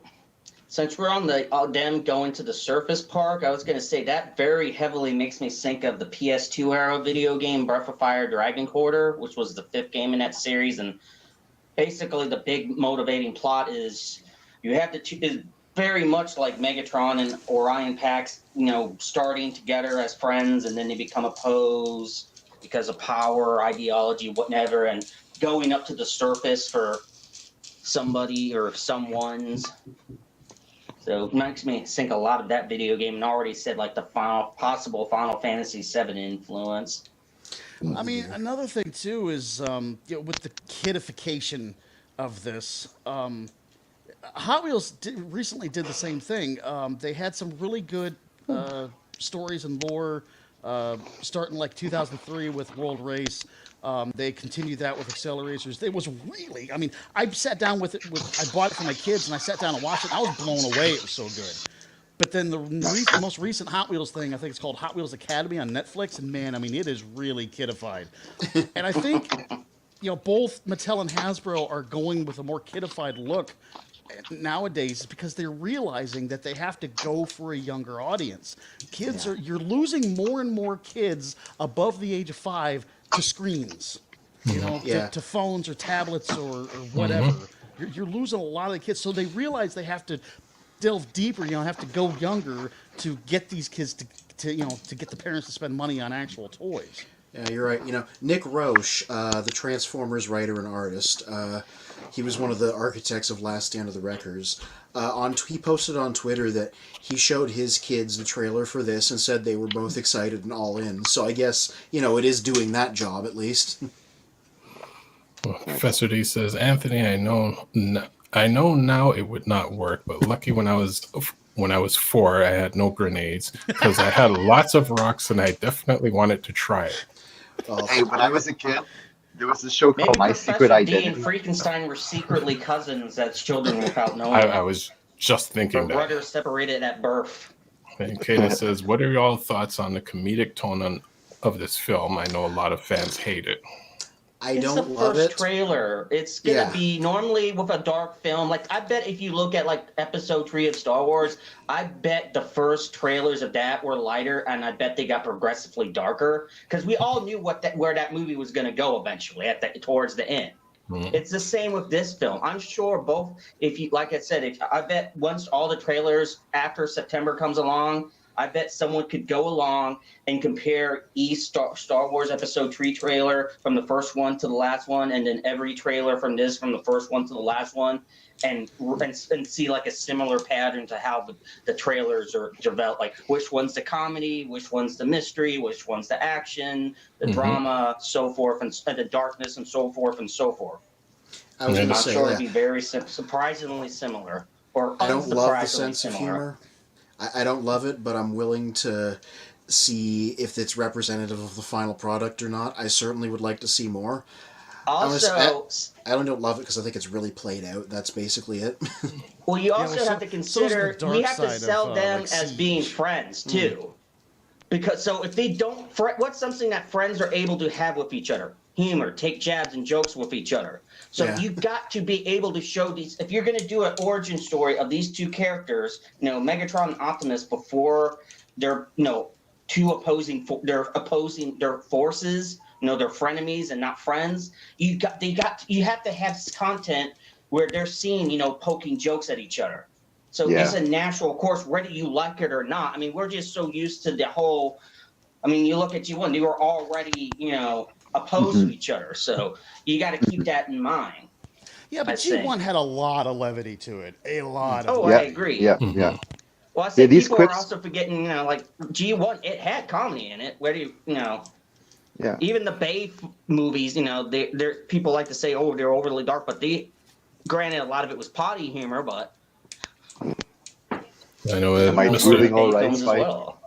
Mr. Orlati is hiding there. I know he wants to say something soon, but what Professor D's comments, and I'm going to read it in our announcer voice. It says, guys, anyone notice we're 2 subscribers away from 3 million? Well, I mean 100. Well, more than 100. And any present viewers not subscribed, if so, call a friend. Let's get 2 more subscribers by 10 p.m. So we if could you're do watching people... this right now That's or really watching easy. it later, 2 more subscribers by 10 p.m. or before midnight tonight. We could do this. We can do this. And RJ says, we can do it. I just put it out on Facebook. We'll see what happens. Let's see what happens. RJ Eagle says, I agree with Kaden. There will be a ton of cheesy one-liners and GOT comedic lines, but they're trying to impact kids. So I guess what it takes. And Professor D says, my take on the TF1 trailer so far, remaining agnostic for now, but on the tone/voice/writing. But the art/animation/action is excellent. It's not my personal aesthetic, but great for what it is. Yeah, that's about where I'm at, I think, too. Caden says, also Optimus' face reminds me of Earthspark Optimus. So is he going to turn into Alan Tudyk once he gets the Matrix? Oh, dear. Mike is... Earthspark Optimus face is something else. That's a nightmare for you as far as I'm concerned. That should be Optimus's Nemesis Prime face. There we go. Professor D, let's get 2 more subscribers before the end of the stream. Let's make it a marathon. We refuse to end the stream till we reach 300 subs. Work in the morning. You know what? Don't look a gift horse in the mouth, because when I looked this morning, I think we only had 293. So that means we've picked up, 4 subscribers in one day. That's a big jump for a small channel. So I wouldn't look a gift horse in the mouth.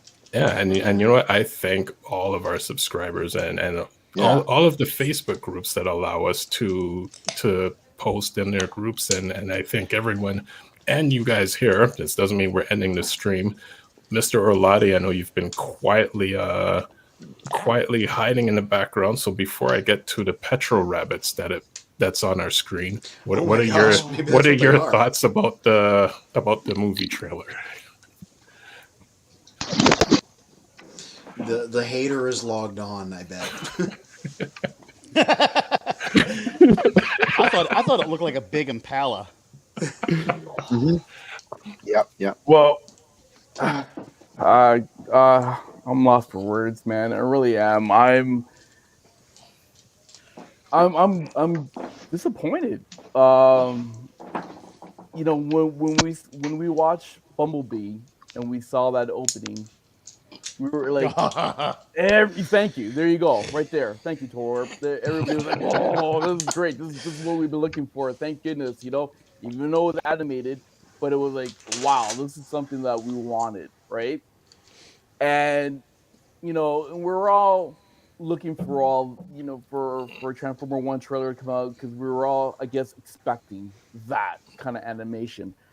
And wow, I was really disappointed because to me, Transformer 1 should be Transformer 1 for, I don't know, Earthspark, because that is the exact same animation and goofiness that I'm looking at. Or sorry, when I was watching that trailer, that was the thing that just popped into my head right away. It wasn't Bumblebee. It wasn't that continuation from Bumblebee or any of that. I was really disappointed. And even with the stupid jokes, okay, bayish jokes, comedy jokes, whatever cases, whatever. I don't care. That's why if you look at my name, you know, it's a bit of a inside joke amongst the group because there was a clip I posted in there, you know, with hand job and butt plug over there, right? But you know, just because you had a picture with you sitting in the passenger seat of a police car doesn't mean you have to try to get the whole stream arrested. Well, but again, you know, like it's like every single time, you know, we're hoping like we're finally maybe going in the right direction where all of us are like, okay, we're finally going to get what we've been asking for, especially the people that spend a lot of money on this stuff, okay? And we all voiced it. It's not like they don't have the internet to see all the fans talk about all this stuff about Transformer and what we're looking for. It's just one disappointment after the other. And it's getting ridiculous. Like I was watching Tyrone MAGNUS. He's a big YouTuber guy that does not bigger all than he us. does is He's not bigger than us. Oh, okay. Well, sure. That is correct. But he does all these video reactions. He's into Transformers, and guess what? He's saying the exact same thing what I'm saying. You know, it's like whatever. And then even Alex Yu, Regination, okay, all he does is loves Transformer, talks about Transformer. He does his roles to TF and all that stuff. And if you ever look at any of his reaction, especially the Michael Bay, they're all funny, they're all hilarious, and he actually really loves it, especially his last one when Bumblebee came out. It was like such a funny reaction because he really enjoyed it and loved it. And when he saw this, he was like, okay. So I don't get it. I just don't get it. I don't get the people at Hasbro. I don't get the people that are making these movies. I just like, listen to your fucking fans for once in your lifetime. That's all I'm gonna say. Go ahead. Cool. Continue playing this the beginning of Earthspark. I don't get it. They had Transformer Prime, okay? They had Transformer Prime. They had clips of the beginning of Transformers there between Megatron and Optimus Prime. Yeah, I'm gonna go on and murder Prime right now, and they had that. They literally had it. They had it. They didn't even have to rewrite. Even the director had no clue or anything about the movies and all that. They didn't want to tell him. He had to go on his own to go figure it out. And you come up with this crap. Oh, we're gonna try to honor this and honor that. How about honor the fans and what they want?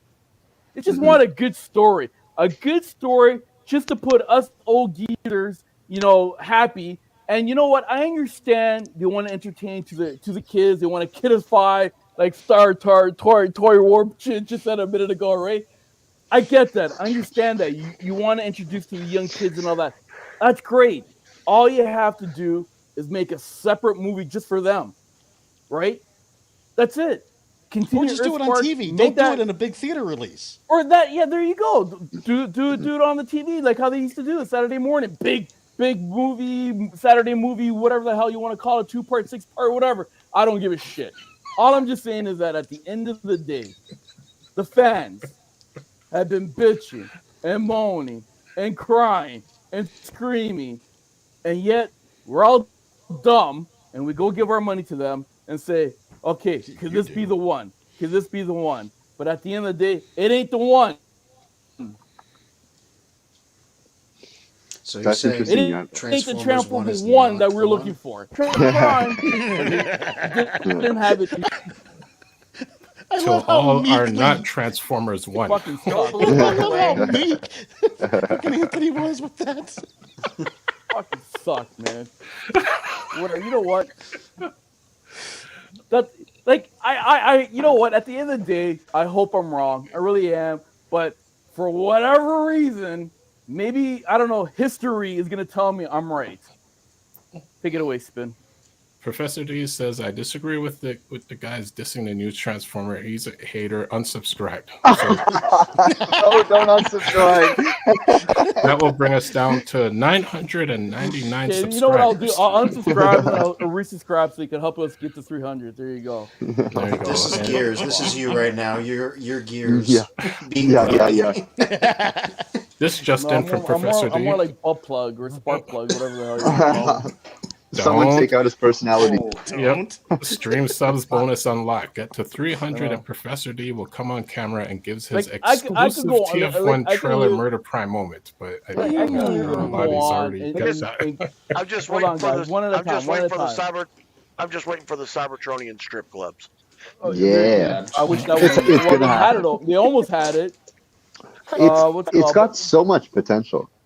Thank you, but the whole point is, again, disappointment. One,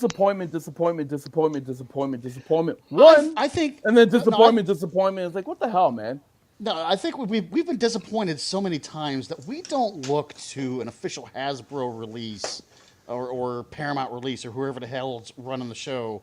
We don't look to that. We look to our fan fiction. We look to the stuff on YouTube that people like Artistan do, like NG Smooth. Yep. We look to stuff like that for the content we're really looking for, and that's why those guys are so important to support in the community. Yeah, and also I mean, there's comics.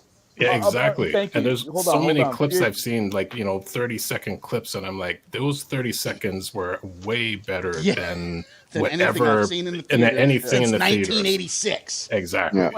But here's the funny part. If you encourage, Anthony just made a good point. Like, I really love Skybound comic book series that they came out. Fantastic. Yeah, very G1. Why couldn't they use that? Like, I don't get it. Like, they can do everything else good, but when it comes to the movie, shit. RJ Eagle says, Orlati is a representative of Hasbro. We had to use cost-cutting measures to reuse the Earthspark animation to save money and make our pockets fatter. You're welcome. And your is OYOU''RE. Remember this, people. And Toy Warp is right. Mr. O is so disappointed so much. He should be a hockey coach. Yeah. Toronto, Boston, okay? I went to a fight the other night in a hockey game. On my other channel. I don't know what to do. Oh, yeah. Speaking of the comic versus the movie design. Hold on. Let me zoom in on what Mr. Cinnambach Arts has.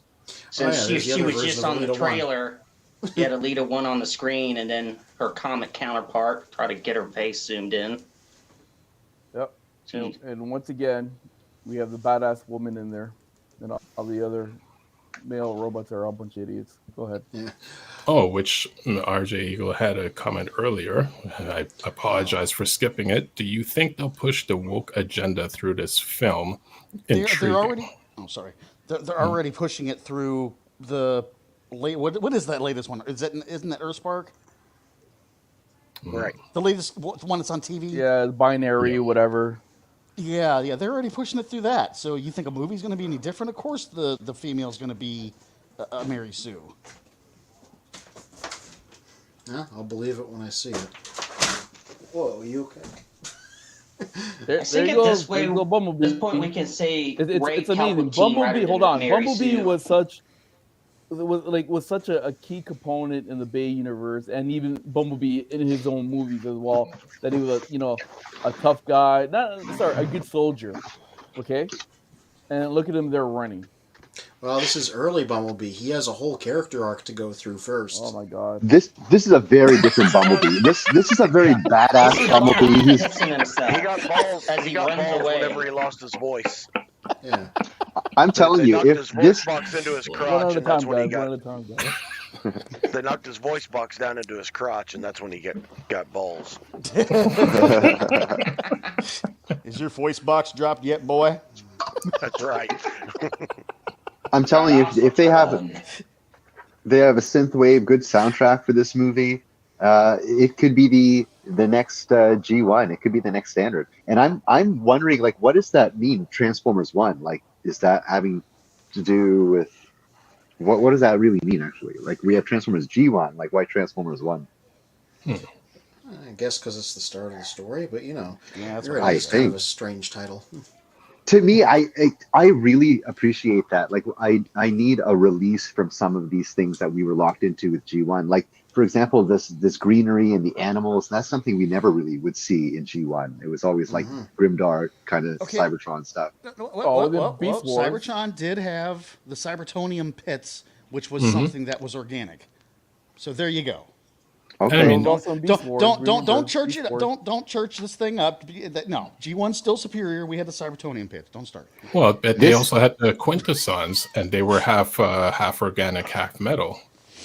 Mm-hmm. Yeah, more of that. That's what I wanted more of, to explore that type of stuff. And if it's really that good, it could be the next. Like, I would really like it to be successful. I hope it's a good movie. I hope it's done well, and it seems like it has the potential to be the next standard, the next G1. Mm-hmm. Well, I would much rather see, even though this isn't my jam of style of animation, I would rather it go back to animation than the live action stuff, because no one can do the live action stuff right. We've proven it over a period of what? But 7 movies now. You can't you just can't do the live action right. You might as well just go back to animation. I don't have they had that. Watching animation. They had it already. They had it at the beginning of Bumblebee, and if they wanted to use really animative, you know what? They could have used what's called War of Cybertron. They could have used those kind of graphics. Well, that's pretty much like they have it here, just a little bit cartoony, right? It's pretty much the same. Park, man. Yeah, it's really dark. It's got that whole darkness thing like the beginning of Bumblebee had. People look at like War for Cybertron, which you play through, and which does have a lot of variety, and people look at the beginning of Bumblebee, which is about 5 minutes of dourness, and I don't think you can sustain a 90-minute production if it's just gloomy like that. That's how we wound up with Siege. I think you need color and interesting things like this and weird landscapes if you're going to keep it interesting for 90 minutes. Again, make Cybertron as much of a character as everybody else. Hold on, I totally agree in that point where you're saying, Anthony. Okay, I'm not denying that, right? Yeah. But again, the animation, it's not what we expected. I don't mind the landscape, some lights, some dark, some green, some blues, whatever. I don't care about that. I'm just talking about the animation. And this, this is like Earthspark. This is like really, like, I'm gonna bring my daughter to come watch this. Mm-hmm. Right. Blown away by the quality of it. Well, but then that's probably what they were aiming for. That's the irony. Yeah. They want you to bring your daughter to watch it, to become a new fan. Give it to them. Well, Hasbro, just print or Transformer, whoever's in charge of that, just print your comic books, and I'll just read that as my new media then. That's what I've been doing.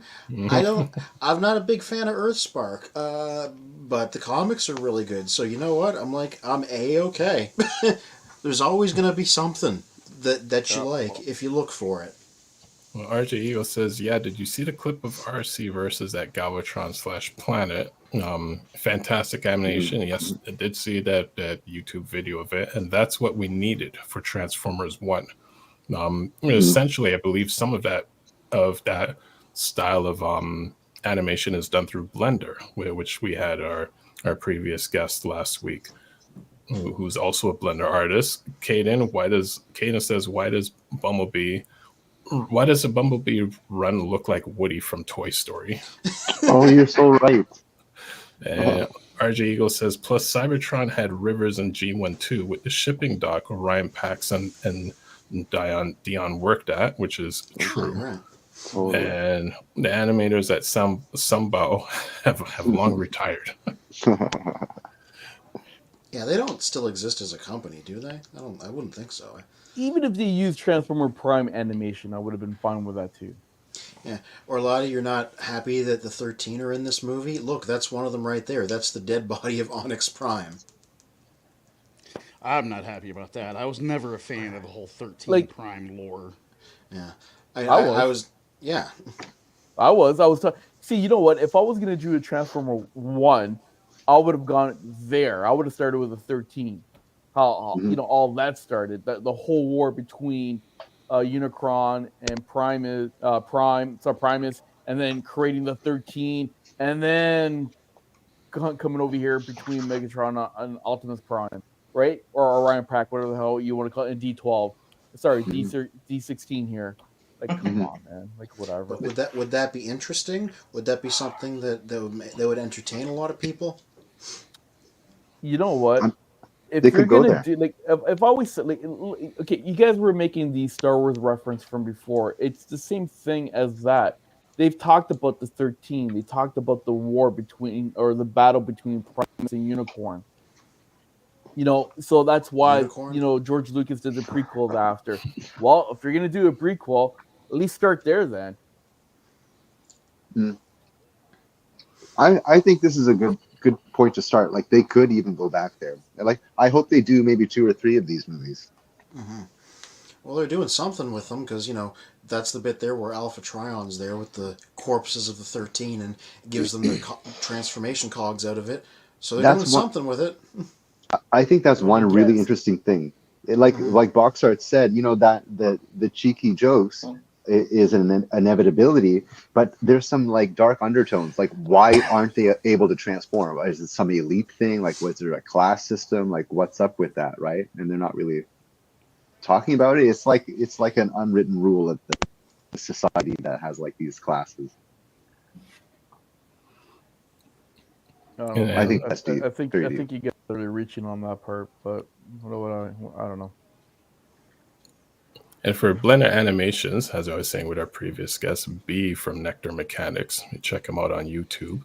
But I do know that a lot of artists, pretty much independent artists, have been creating their own Transformers type of animation and putting their clips on YouTube, Instagram, TikTok, and at times, again, doing way better job than the $1 million budgets, movies that we've been getting.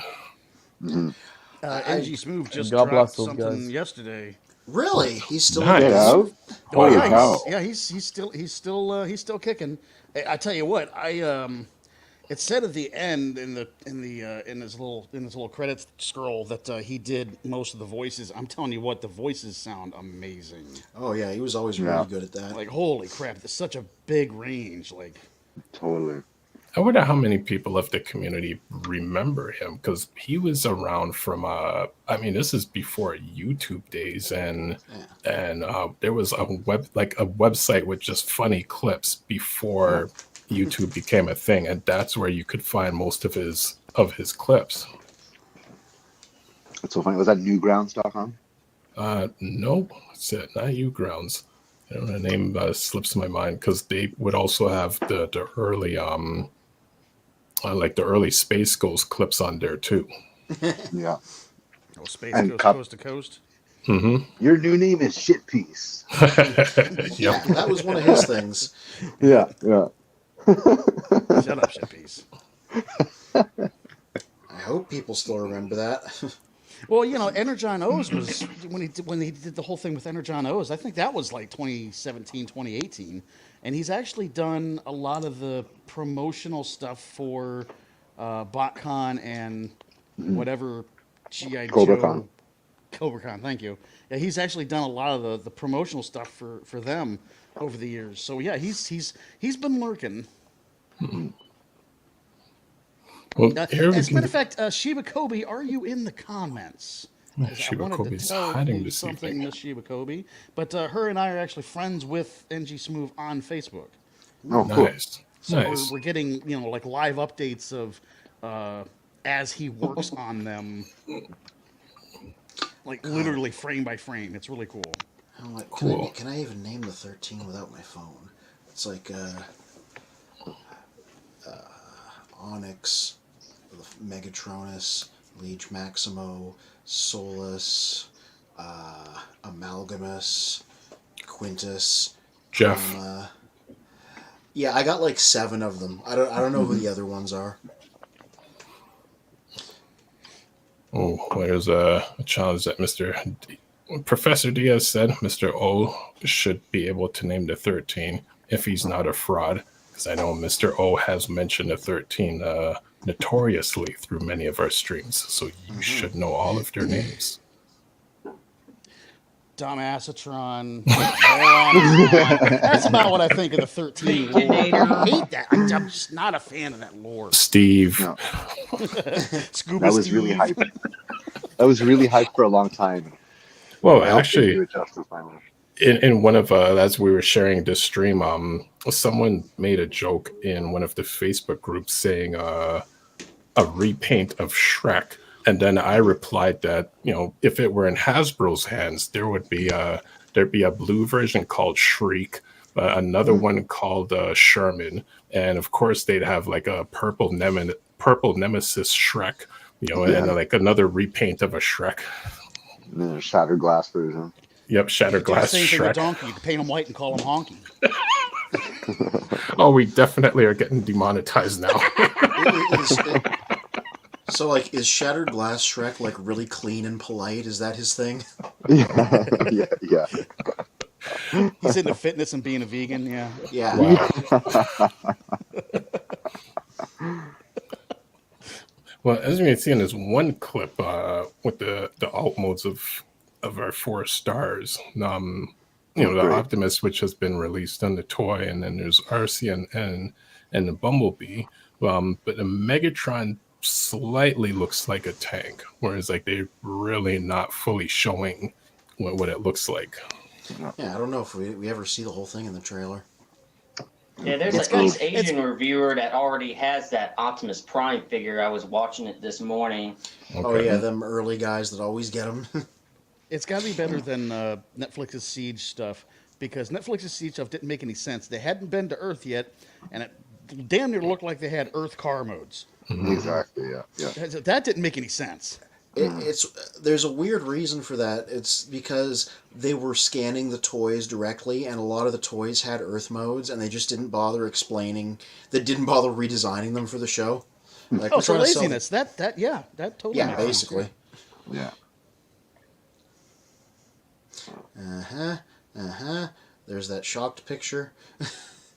I'm just waiting for certain things to appear. The wheels. Oh, they're the wheels. Yeah, it's going to be a good one. One of the kids refused it. Interesting that it's not a hover bike or anything, or a hover car. I really like the alt modes and the warforcybertron games because they all hovered around and they all look like alien type vehicles. Oh, this stuff's on us. Yeah, so these are obviously the quintessons. Now, Toy Warp, at the start of the show, you said somebody in the 90s had written a whole history meshing Marvel and Sunbow together. I bet you, because I've read several of those back in the day, they were like, Primus created the Transformers, and then the quintessons showed up and then took them over. Because that is that's not what they went with?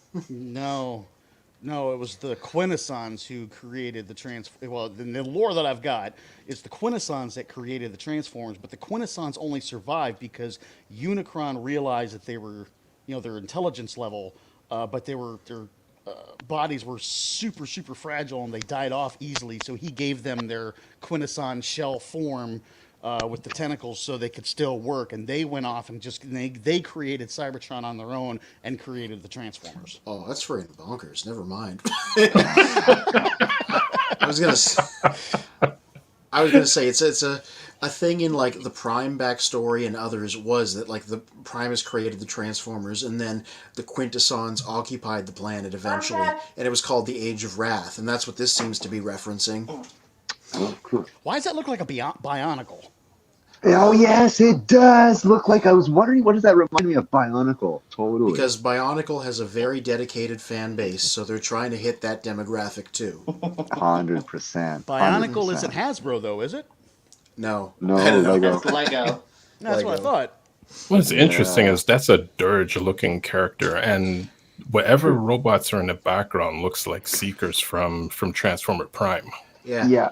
Like I said, David Willis thinks that's Sentinel Prime based on his design. I'd believe that. Which, the blue guy? Yeah, the blue guy. Just to guys let you know, if you look back at the Lord, the Quintessons are part of the Transformer line or race, if you want to call it, or a sect, because they did have a 13, which was called Quintus Prime. Yeah. But I don't know. I might be a fraud. Well, yeah, you're a fraud because you believe in the 13. Right, I might be a fraud, right? But one of the 13 happens to be called Quintus Prime that actually look like a Quintesson.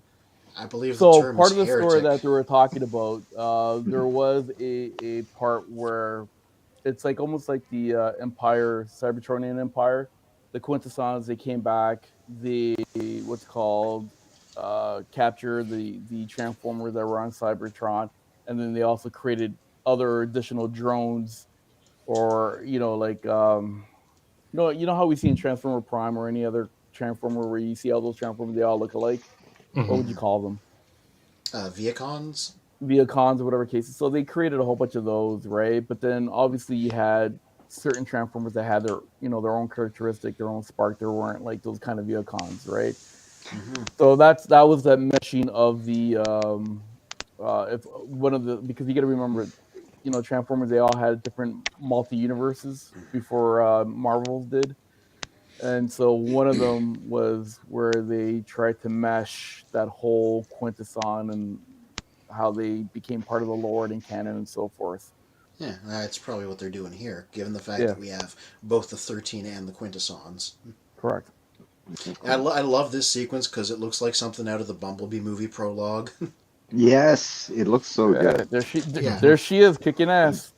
Yeah. Wonderful. One thing did she spin her waist 360 degrees? That was crazy. One thing I really have to comment on is the looks of the characters. Bulky, they seem like action figure type, anatomically, humanistic type of characters, and I think that's going to make for some great looking toys. I really can't wait. I'm getting more and more excited as we watch this again and again. Yeah, like I said, we've already seen the Optimus. I was just going to say, officially. I'm surprised they didn't call her Pink Widow. Well, it is Scarlett Johansson doing the voice. Yeah. Yep. Well, Kaden says a lot of Avengers there. Also, that blue Autobot is Sentinel Prime, apparently. Yeah, I mean, is John Hamm playing Sentinel Prime? I don't know. Steve Buscemi is one of the voice cast, but we don't know who he's playing. A lot of people think he's going to be Starscream for whatever reason. That would be fun. A Steve Buscemi Starscream, that would be a lot of fun. Leaning into the Transformers Prime version where he's, a little more of this. Is he going to play like the Tony Blundemo soprano Starscream? I mean, I'd be down for that interpretation. The Prime version was sort of had that going.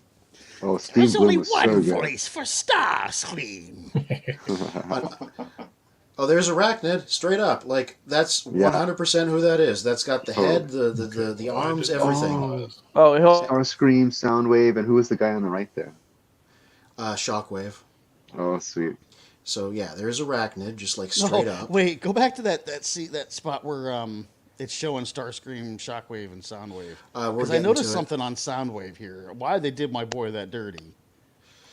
There we go. That's a nice looking Starscream one. I gotta wait for it to come up on my phone. Yeah, that's more of like an Armada Starscream. Okay, Oh, I which mean, is- take a got the take a throne in good the look back. at the waistline of Starscream and Shockwave, and then the waistline is. Why does he look like a robot Urkel? Why does it look like he's got his pants up to here? The waistline is way higher than Starscream and Shockwave's here. Why is he? Why? Yeah, you're right. He needs those buttons to touch himself to make the cassettes come out. Wait, that didn't come out right. Don't.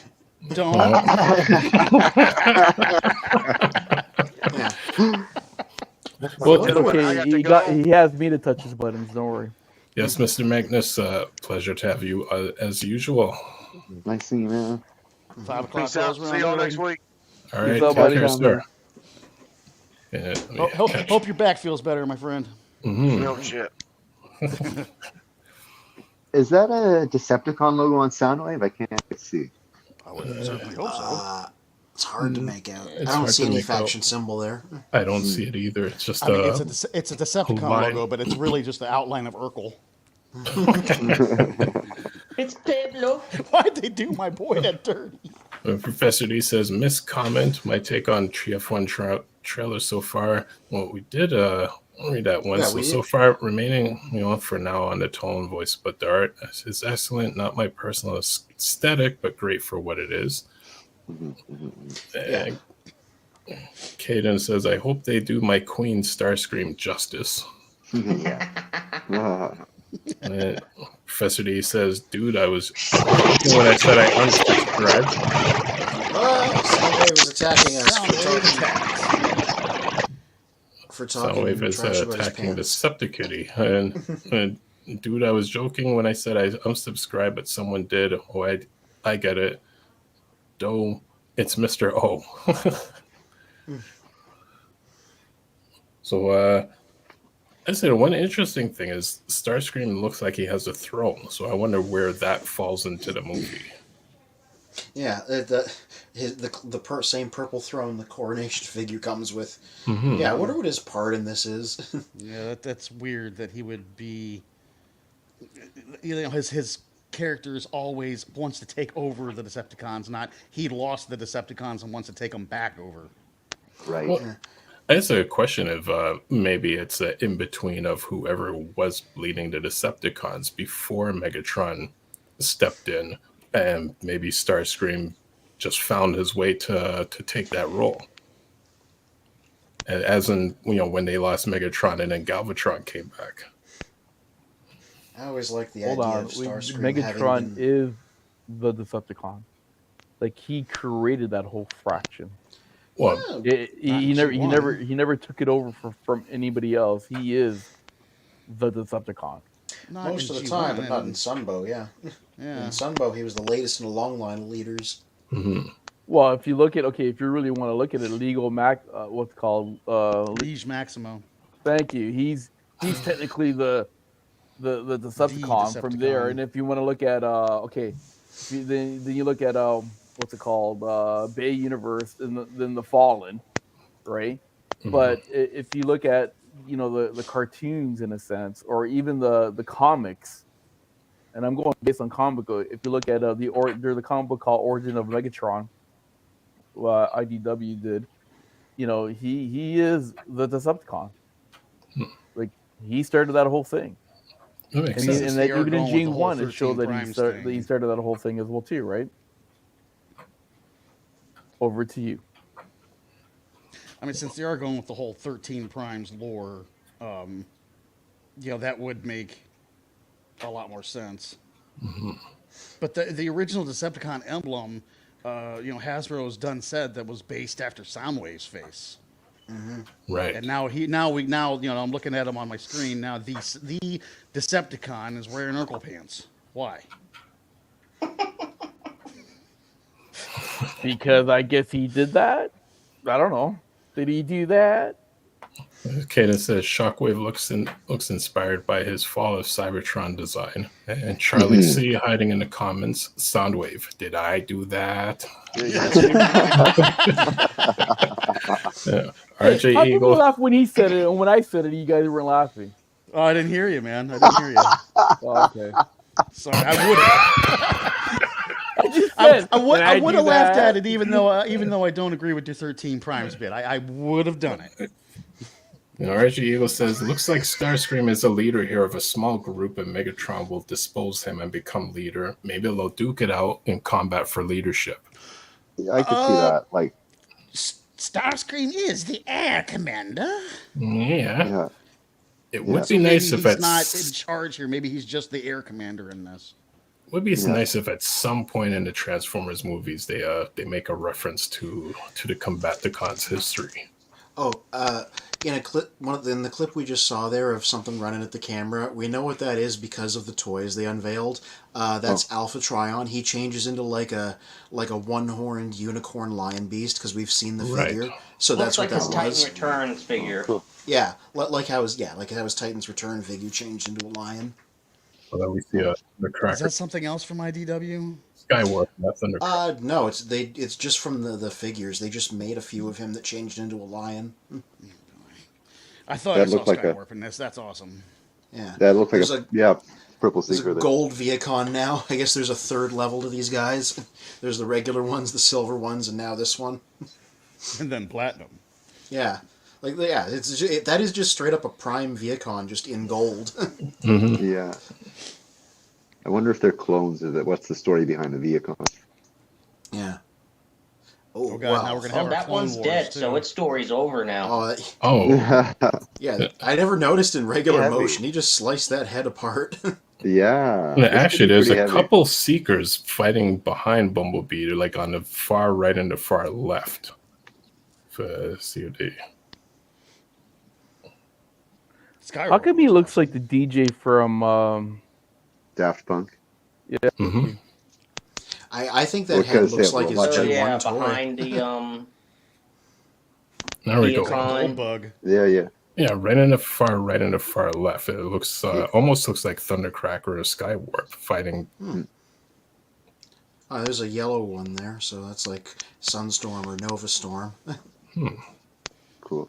Maybe that's what they're doing with B in this, though. They're his battle mode kind of harkens back to Goldbug. It's a callback to Goldbug. Mm-hmm. That's not cool. that I think this will happen, but if they have the Rainmakers and they take Senator Prime out, like they did in the comic wave that Anthony likes, that would make me very happy to see in animation.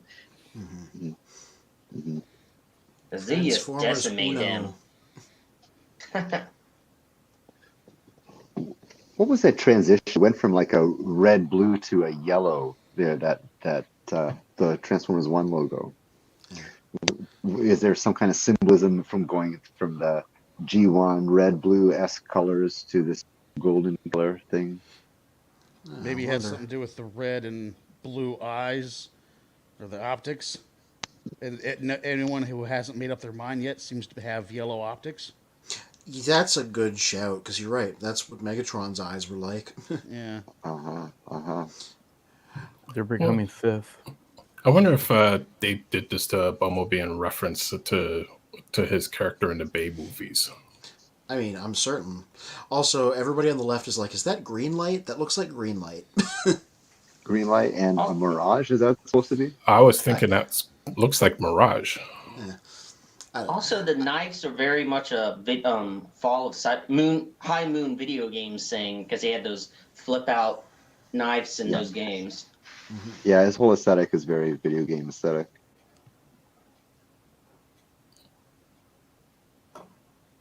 I don't remember Bumblebee having knives in the Fall of Cybertron games. Yeah, I can't remember which button you press. I want to say if you press one of the analog sticks, you do a melee attack. I know his original War for Cybertron toy from 2010 had flip-out knives. I don't know if he maybe didn't have them in the games, but I'm remembering the figure more than anything else. And Kaden says, don't know why Bumblebee Battle Mass reminds me of a Power Ranger. It is true. Not every visor and helmet combo is a Power Ranger. Thank God. So I say before we wrap up for the evening, I do want to quickly find a CBR article, but yeah. Yep. Now again, I didn't fully read through this article, so I don't know if it's a hit or miss, but we'll have to see what happens. But just before we get to our article, Crap.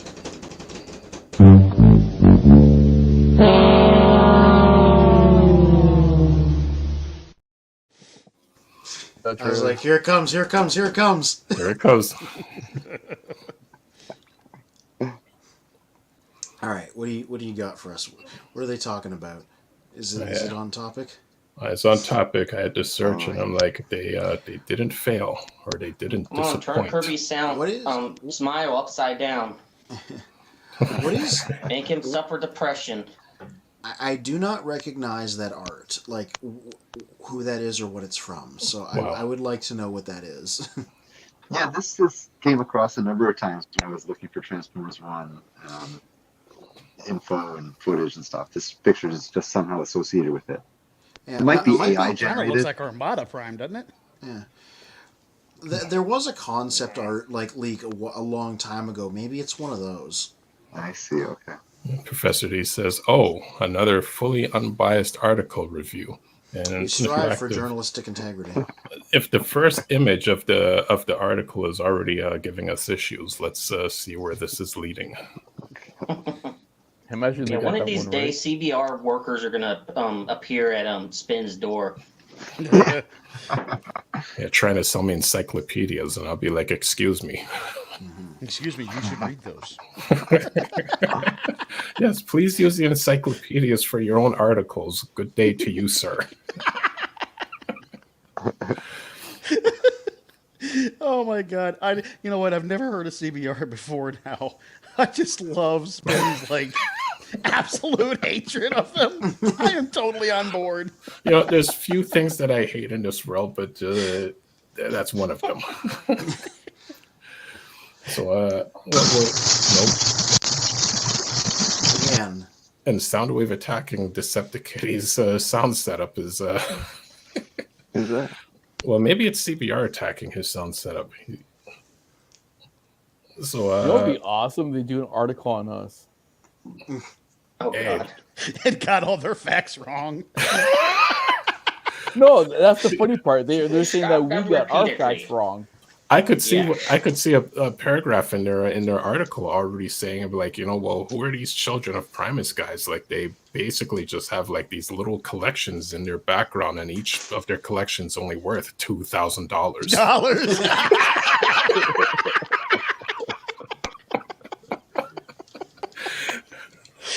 Oh my god! About 2,000. Yeah. Hey, if they come after us, I'm ready for the challenge. You're that CBR. You're that CBR. So we won't read through the whole thing, but let's do some quick reading. So they said fans are finally being treated to the first look of the trailer. On the Cybertron in the distant past, the movie follows Orion Pax, D16, and B127 before they become Optimus Prime, Megatron, and Bumblebee. So they missed the character. Okay, so sexism. So going to hell, CBR. There's a issue in the first paragraph, and as the latest animated release from Paramount. And this movie is set to radically change how moviegoers see their favorite Transformers.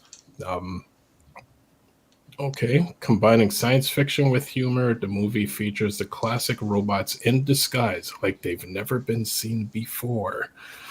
And now with the first trailer and action figure images being released, fans can get a closer feel about how Transformers 1 will handle the franchise, and let's see it. I mean, like we've seen them like this. Like it's like thus far, Prime. this is like a press release they just repeated verbatim. It seems. Yeah. Professor D says CBR versus Children of Primus live debate. Spin gonna win with the lines like that 2K zinger.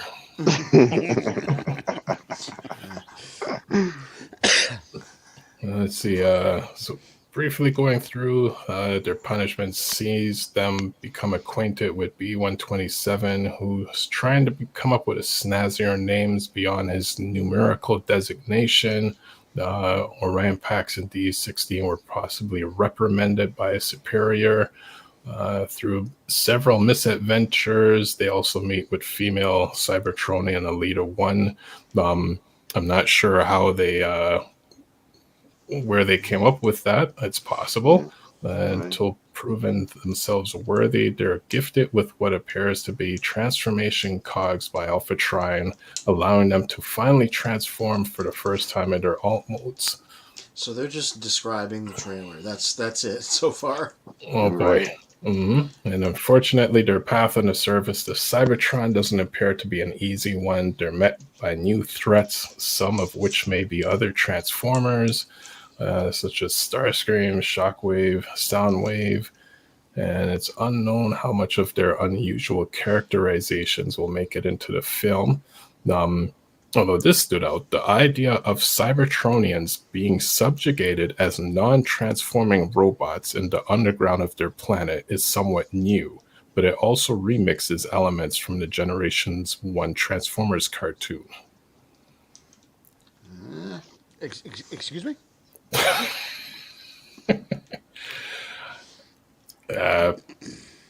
don't think so.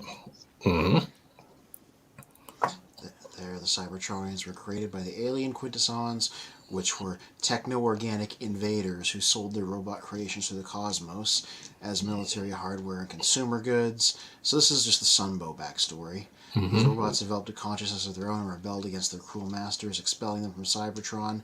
Unfortunately, the divisions within the species were already firm, seeing the consumer goods and military hardware become the Autobots and Decepticons, who constantly waged war on their planet. Transformers 1 is seemingly going in a similar direction, with tentacle creatures seen in the trailers who may be the film's version of Quintessons. They are, I don't know if the giant tentacled invader aliens happen to be the other giant tentacled invader aliens.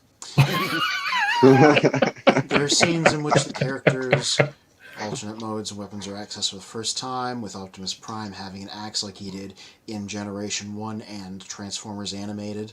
A lot of other things, too, not just those two.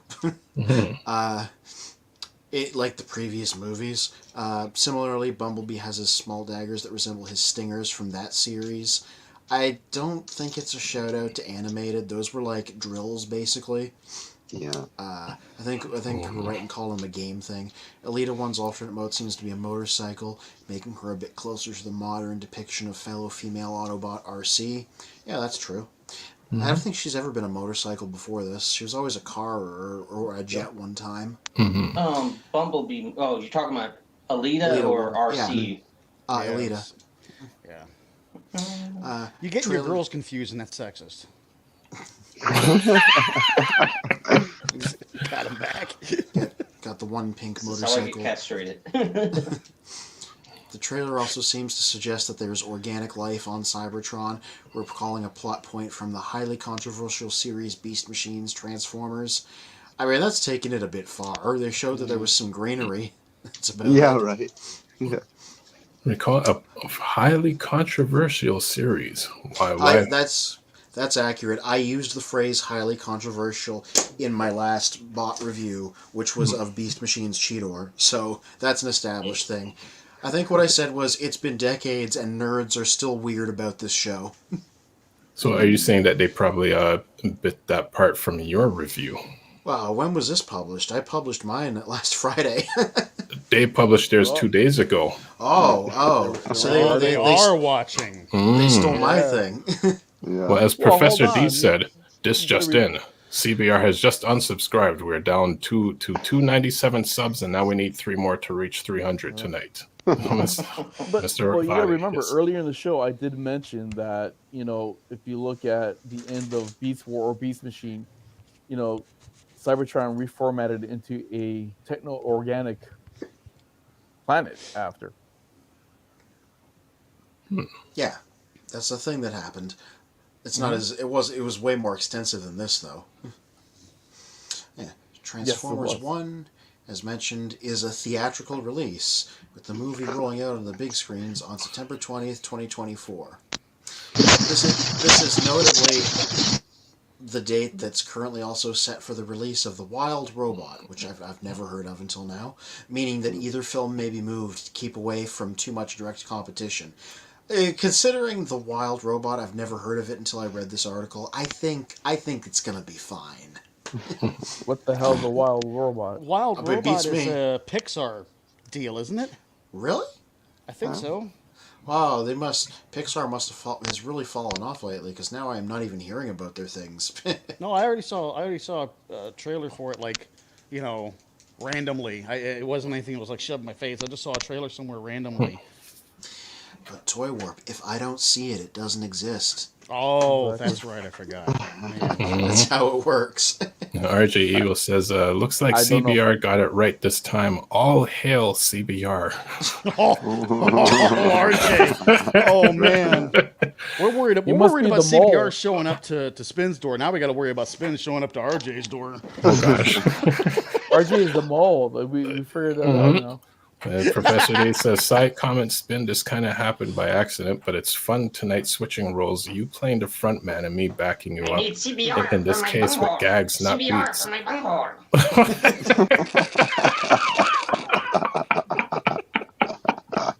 What are you doing? Beavis and Butthead, Lord Cornholio, I need TP for my bunghole. CBR's toilet paper. Okay. That's great. It's digital. Paramount production. It'll release on Paramount Plus when it leaves theaters. It comes to streaming. There's no set date for when this will happen, and it will likely be decided by the movie's box office performance. A good guide to go by would be Mutant Mayhem, released in August. It will be available to stream on Paramount Plus a month and a half later. This is very like we have a word count we need to hit, so I'm just going to keep stating obvious bits of information. Mm-hmm. Yeah, it's kind of repetitive. Yeah, we can't tear CBR apart this week because it's just regurgitating information. There's nothing here. This is a Wikipedia entry. You know what I mean? Yep. Wow. The cast should be very familiar to fans. Chris Hemsworth voices Orion Pax, with his line delivery heard in the movie trailer, making him sound very close to a younger approximation of Prime's usual voice actors, Peter Cullen and Gary Chalk. Props to them for remembering Gary Chalk played Optimus Prime as well, I guess. The name of Ryan Pax was introduced in the G1 cartoon. Brian Tyree Henry voices D16/Megatron, though he sounds notably different from how the Decepticon leader usually does. Designation D16 is a homage to the numbering of his original toy, with Megatron's action figure being the 16th Decepticon, Destron, in the toy line. Keegan-Michael Key is B127, giving the character a witty, humorous tone. Mm-hmm. Yeah, okay. His being able to speak showcases how the franchise seems to be moving away from the live-action Michael Bay Transformers movies, when the character was notably unable to speak. The B127 moniker is a homage to the live-action films, however. I mean, if he loses his voice, this is before that. That doesn't really signify anything. I was about to say that. Thank you for, that's okay, whatever. Cut and paste, go ahead. Scarlett Johansson is Alita 1, who's usually portrayed as a love interest of Optimus Prime. She doesn't seem to have an initial name, meaning this movie is likely not adapting her initial form of Ariel/Ariel. Oh, Lawrence Fishburne is heard voicing Alpha Trion. Hey, that's who it was, right? An elderly Autobot who in many continuities is the creator of Optimus Prime. Though not seen in the trailer, actor John Hamm voices Sentinel Prime. Oh, okay, so that's confirmed. This Autobot is usually characterized as either a contemporary of Optimus Prime or his predecessor. Thank you. And, where was I? Starscream, Soundwave, and Shockwave will also be in the movie, though it's not been announced who voices them. It's believed by fans that Steve Buscemi, who's part of the movie's cast in an undisclosed role, will be voicing Starscream. Okay, this is really funny because they put a chart here. This is the type of stuff you do when your presentation has to be a certain amount of pages and you're trying to figure out stuff to fill the space. I mean, everybody did that. Everybody did that in school at least once. I did that. Wow. Let me restate everything I just said in chart form. Complete with the unknowns there. And then synopsis and plot details. Oh boy. As noted, it's an origin story. The main focus will be on Optimus and Megatron, showing how the two go from allies to eternal enemies. Along the way, they befriend and antagonize Cybertronians who go on to fight alongside them in the future, such as Bumblebee and Starscream. Beyond showing how they become legendary leaders, the film will focus on how the Autobot and Decepticon factions come to be. The trailer hints at there being much more to this plot synopsis than meets the eye. He said the thing. So fans will have to tune in when the movie hits theaters. This movie is seemingly unrelated to the live-action Transformers movies, as it blatantly contradicts the established backstory introduced in those films. No, really? It's worth noting that there are actually two distinct timelines, with Bumblebee and Transformers Rise of the Beast being in a separate continuity from the films directed by Michael Bay. Well, not if you believe Lorenzo de Bonaventura, but I don't think everybody's just like, okay, Grandpa, time to go to bed. Wow.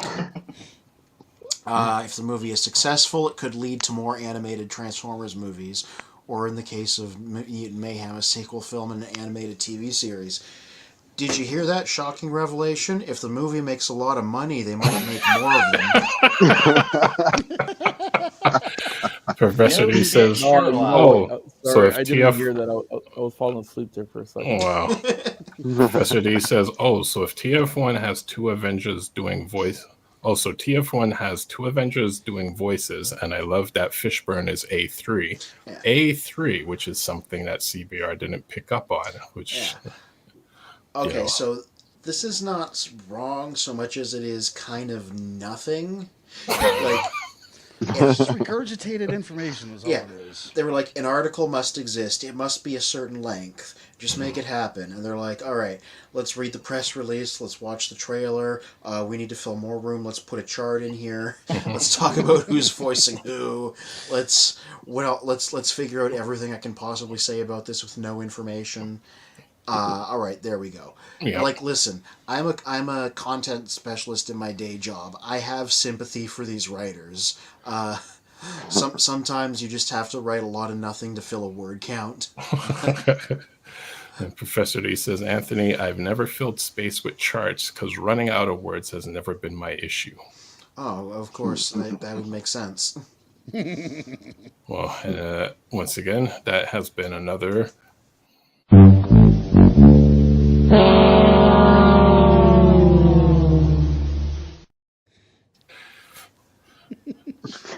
If any of us end up turning to alcoholism because of CBR, can we sue them? It's going to be spin. I'm calling it now. Well, I've been drinking for a long time already. So what you're saying is the writers of CBR are alcoholics.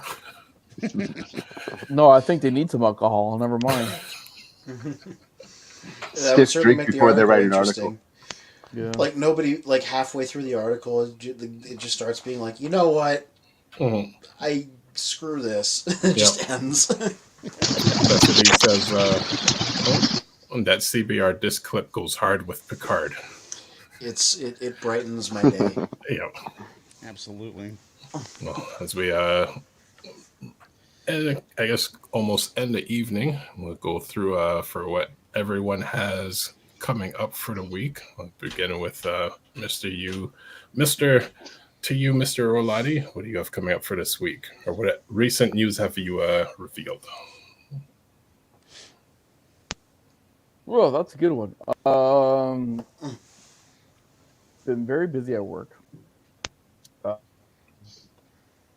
With my own stuff, let's just say that I had to put a lot of stuff on the side because there's a lot of tryouts for hockey that are be happening for youth. So I feel for all the hockey parents that are out there that are going nuts looking for teams for their kids and all the bananas that goes along with all that stuff. So I feel for all you parents, but be patient, keep the faith, and keep going what you got to do.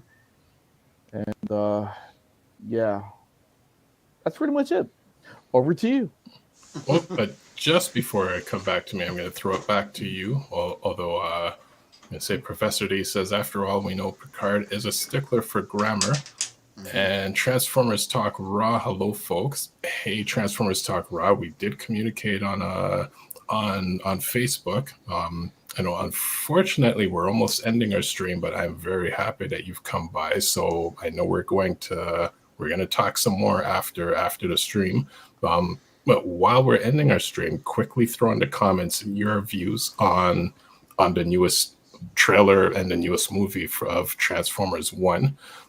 While you were doing that, Mr. Rolati, didn't you have a website that you just recently released to the World Wide Web? Yeah, we did that. We did that last time. Promote it again. Yeah, well, tell Well, me just again. mention it again. Oh, okay, yeah. So I'm gonna mention it again. There's the website for our hockey parents and all that. It's called Versus. It's all about cool swag for your hockey kids and adults.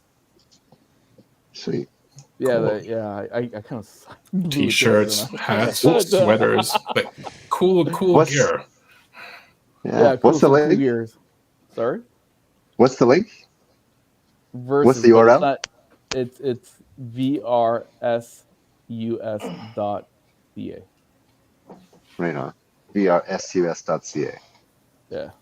Yeah, there it is. There it is. Every show is somebody's first, and not it. And so maybe they don't I'm know. tired. You got to keep telling them. I know, but today it's been such a long week, to be honest with you guys. Awesome. So Transformers Talk Raw says, good to see you all. Thank you, and good for you to swing by. My views on the trailer are controversial and would be a bit lengthy to type up here, guys. I respect everyone's thoughts, however, and hope the film doesn't disappoint folks. Yeah, I'm going into this looking for things to like, and I'll admit, going through it here like this has actually made my opinion of it go up, pointing out all the stuff in the background. Oh, so you're gonna be Easter egg hunting, basically. Is that what you're saying? Yeah, a little bit. Also, just like the implications of stuff that I've been noticing as we've been going through it makes me a lot more interested. Cool. And I'm going to throw this to Transformers Talk Raw. Hopefully, maybe we can connect off after the stream, and you could be a guest next week. Then, because I know you also have a stream, I believe, and post it in the comments, and we'll mention it. So let's see how that works out. Over to you, SETTOM BOCKS. What do you have coming up for the week? Waiting to get the actual exact. They hadn't that art show. I sent you that picture of that piece, and then the paperwork for it on Discord. Waiting to get the exact date. They're gonna do that, so I can know when I go to Cincinnati Art Museum and see my work in the museum for once in my life. That'll be interesting. And then there's 2 other art shows I'm waiting to hear back from. The other one would be the autism, mental awareness. You had a choice between the 2 topics. I'm waiting to see if the piece I submitted to that got accepted. I think I went to mental health awareness, and then the other show, I think I just completed it. I want to say this past Friday, or no, this past Wednesday. And there's a piece called For Stories. You're supposed to be like referencing yourself, so I guess somewhat autobiographical. But that's like a short saying that. It's just a matter of when they're going to set the date for it, and that's with the Dayton Society of Artists, which is like walking distance from where I go with my niece and nephew on First Friday. So that I might take my niece and nephew to, so they can be like, oh, we're going to see Uncle stuff for once. Oh, very, very cool. And before I swing over to Deceptikitty, I would say Mr. Magnus, who's already signed up for the evening, him being a guest on our show, and actually first a viewer in the comments, and then slowly became a guest, and kind of a part of the one of the main part of our collective now. He is going to be a guest speaker in the art of collecting, I believe. And that's going to be the OMG Extreme Collecting. Yep. And that's going to be at the OMG Con in Kentucky in June 14th to 16th. So Hold, he's hold on. Wait a minute. Did you say extreme collecting? extreme collecting. Yeah. Oh yeah, he's totally yeah. good for This that. is Bill yeah. we're talking about. Yeah. that's Mr. Magnus. that's right up his alley there. He should bring that big qualified. sword with him. Yeah. Yeah, I can hear it right now. The first thing is you buy 5 of everything. Create a gravity. That's the first rule. And Deceptikitty, what say you for the upcoming week? This week, I know record album that finally dropped, so that I'm going to order. Other than that, my life is turned into boxes, and I've rented a room downstairs. Deceptikitty and I are going to be living out of boxes and canned foods, and might be sleep at the office for a couple of nights. We'll see how it goes, but yeah, we're just going to do our best here and survive. And over to you, Toy Warp. What's upcoming for the week, or what have you recently released? Okay, in recent releases on Toy War Vintage Reviews, I finally got done the Black Gold video, much to the delight of the owner of Black Gold. Now he really did the video. Now it was really cool. But now that that's out of the way, we're continuing our exploration of Bigfoot and the Muscle Machines. So we will be moving on to the fourth and final vehicle, which is Warlord. I'm going to get a hold of the guys who had Warlord. Apparently, they're the same guys who still run the monster truck Samson. So it's really easy to get a hold of them, and I don't have to do any crazy tracking down for Warlord. That is a huge plus. Also, over on Cruisers Motorsports, anybody watching this from Cruisers, I'd like to thank you guys. 25,000 subscribers. Thank you guys so much. That is, never thought I'd get there, and let's go for another 25,000, guys. Congratulations. Let's go. Right on. Yeah, dude. Yeah. And we'll borrow a few of those subscribers on our channel as well. I wish I could. I really do.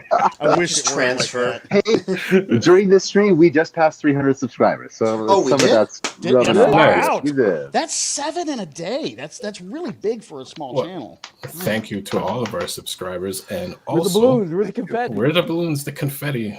Transformers Yeah. Talk Raw on YouTube. Check out his channel. Says deeply appreciate the invite. I tend to shy away from the front of the camera, mostly guys. Which I will say it's funny because I will always reference my background being a DJ, and Professor D, who's in the comments, he was the MC and always up in front. You never heard me in the background because I was the DJ who spoke with the hands. So it's an interesting flip. I'm now in front of the camera doing all the talking. It says I tend to shy away from the front of the camera, mostly guys, and my segments pre-recorded. I'm just weird like that. I will have to tune in y'all more often though. And you know what? It's not weird because that's your thing. Some record it, some do live. Whatever works. That's just how it is. That's how it is for all of us. And Professor D says, "Congrats, Toy Warp." Thank you. And you, Never in your mind. last Tour. video What about there, us? We just made over 300. Yeah, I mean, multiple No? things can be Yeah, there you go. celebrated, including us. No, congratulations, Torp. That's huge, man. That's awesome, buddy. And you know what? I would. Oh, sorry. Go ahead, Fear. I was going to say, your last video teased eventually running through the Bigfoot cartoon as like a full thing. I would love to see that because everything you've said about it sounds bonkers. So, So yes, it is, and yeah, I actually just ordered the ripped. The only place you can get the cartoon is on eBay. Yeah. And it's a ripped DVD. It's not even like licensed or anything. Wow. And that's kind of the reason why I kind of want to get a hold of the licensing for it. But yeah, I just ordered that, so I have a clean place to watch it. What's really annoying about it is I'm going to do the retrospective on that, but there's also a retrospective I'm going to do on Cruisers about a completely different TV show, and I can't do that on the Smokey and the Bandits TV series until I do this on Bigfoot and the Muscle Machines, because I don't want to get them all mixed up in my head and stuff. So it's one of those deals where I have to get it done, relatively fast for the Bigfoot thing, so I can move on to the Cruisers and do the Smokey and the Bandit stuff. Cool. And then I want to say we have 2 minutes left. I know we usually try to stay within 2 hours, but tonight we'll hit the exact 3 hour mark, hopefully exactly at 3 hours and RJ Eagle says, congratulations, Torwarp, on the subs, and to Children of Primus on the 300 subs. Woohoo. Thank you. Shiva Kobe says, super late gang had a Costco run today. Always a pleasure. Show up, yeah. Always a pleasure. And Miss Shiba Kobe, hold on. I have seen you post up the fanfic that you have from DeviantArt in the Children of Primus. I haven't read it yet. I have it literally open on a tab on my computer. I will get around to reading it, and I would probably suggest that everyone else do the same since she's posted it up in the Facebook group. So just letting everyone know it's out there. Nice. Okay, awesome. And Professor D says, congrats to Spin for flipping the script. Thank you. And the entire cast, which I'm always grateful for all of you guys taking your time to show up. And I want to throw it back to Transformers Talk Raw. And it means the same thing as what Toywarp does.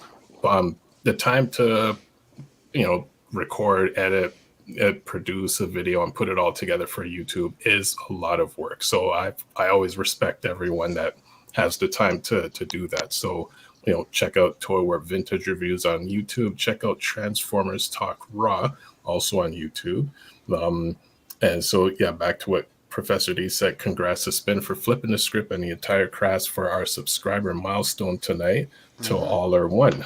Well, thank you. All those watching right now, subscribe. All those watching later, please subscribe to our channel and to the other channels that we have listed in our description. So, and to Soundwave for occasionally, coming in every now and then. And making my eardrums go out. So, for that note, again, another great evening, and to all are one. Till all are one.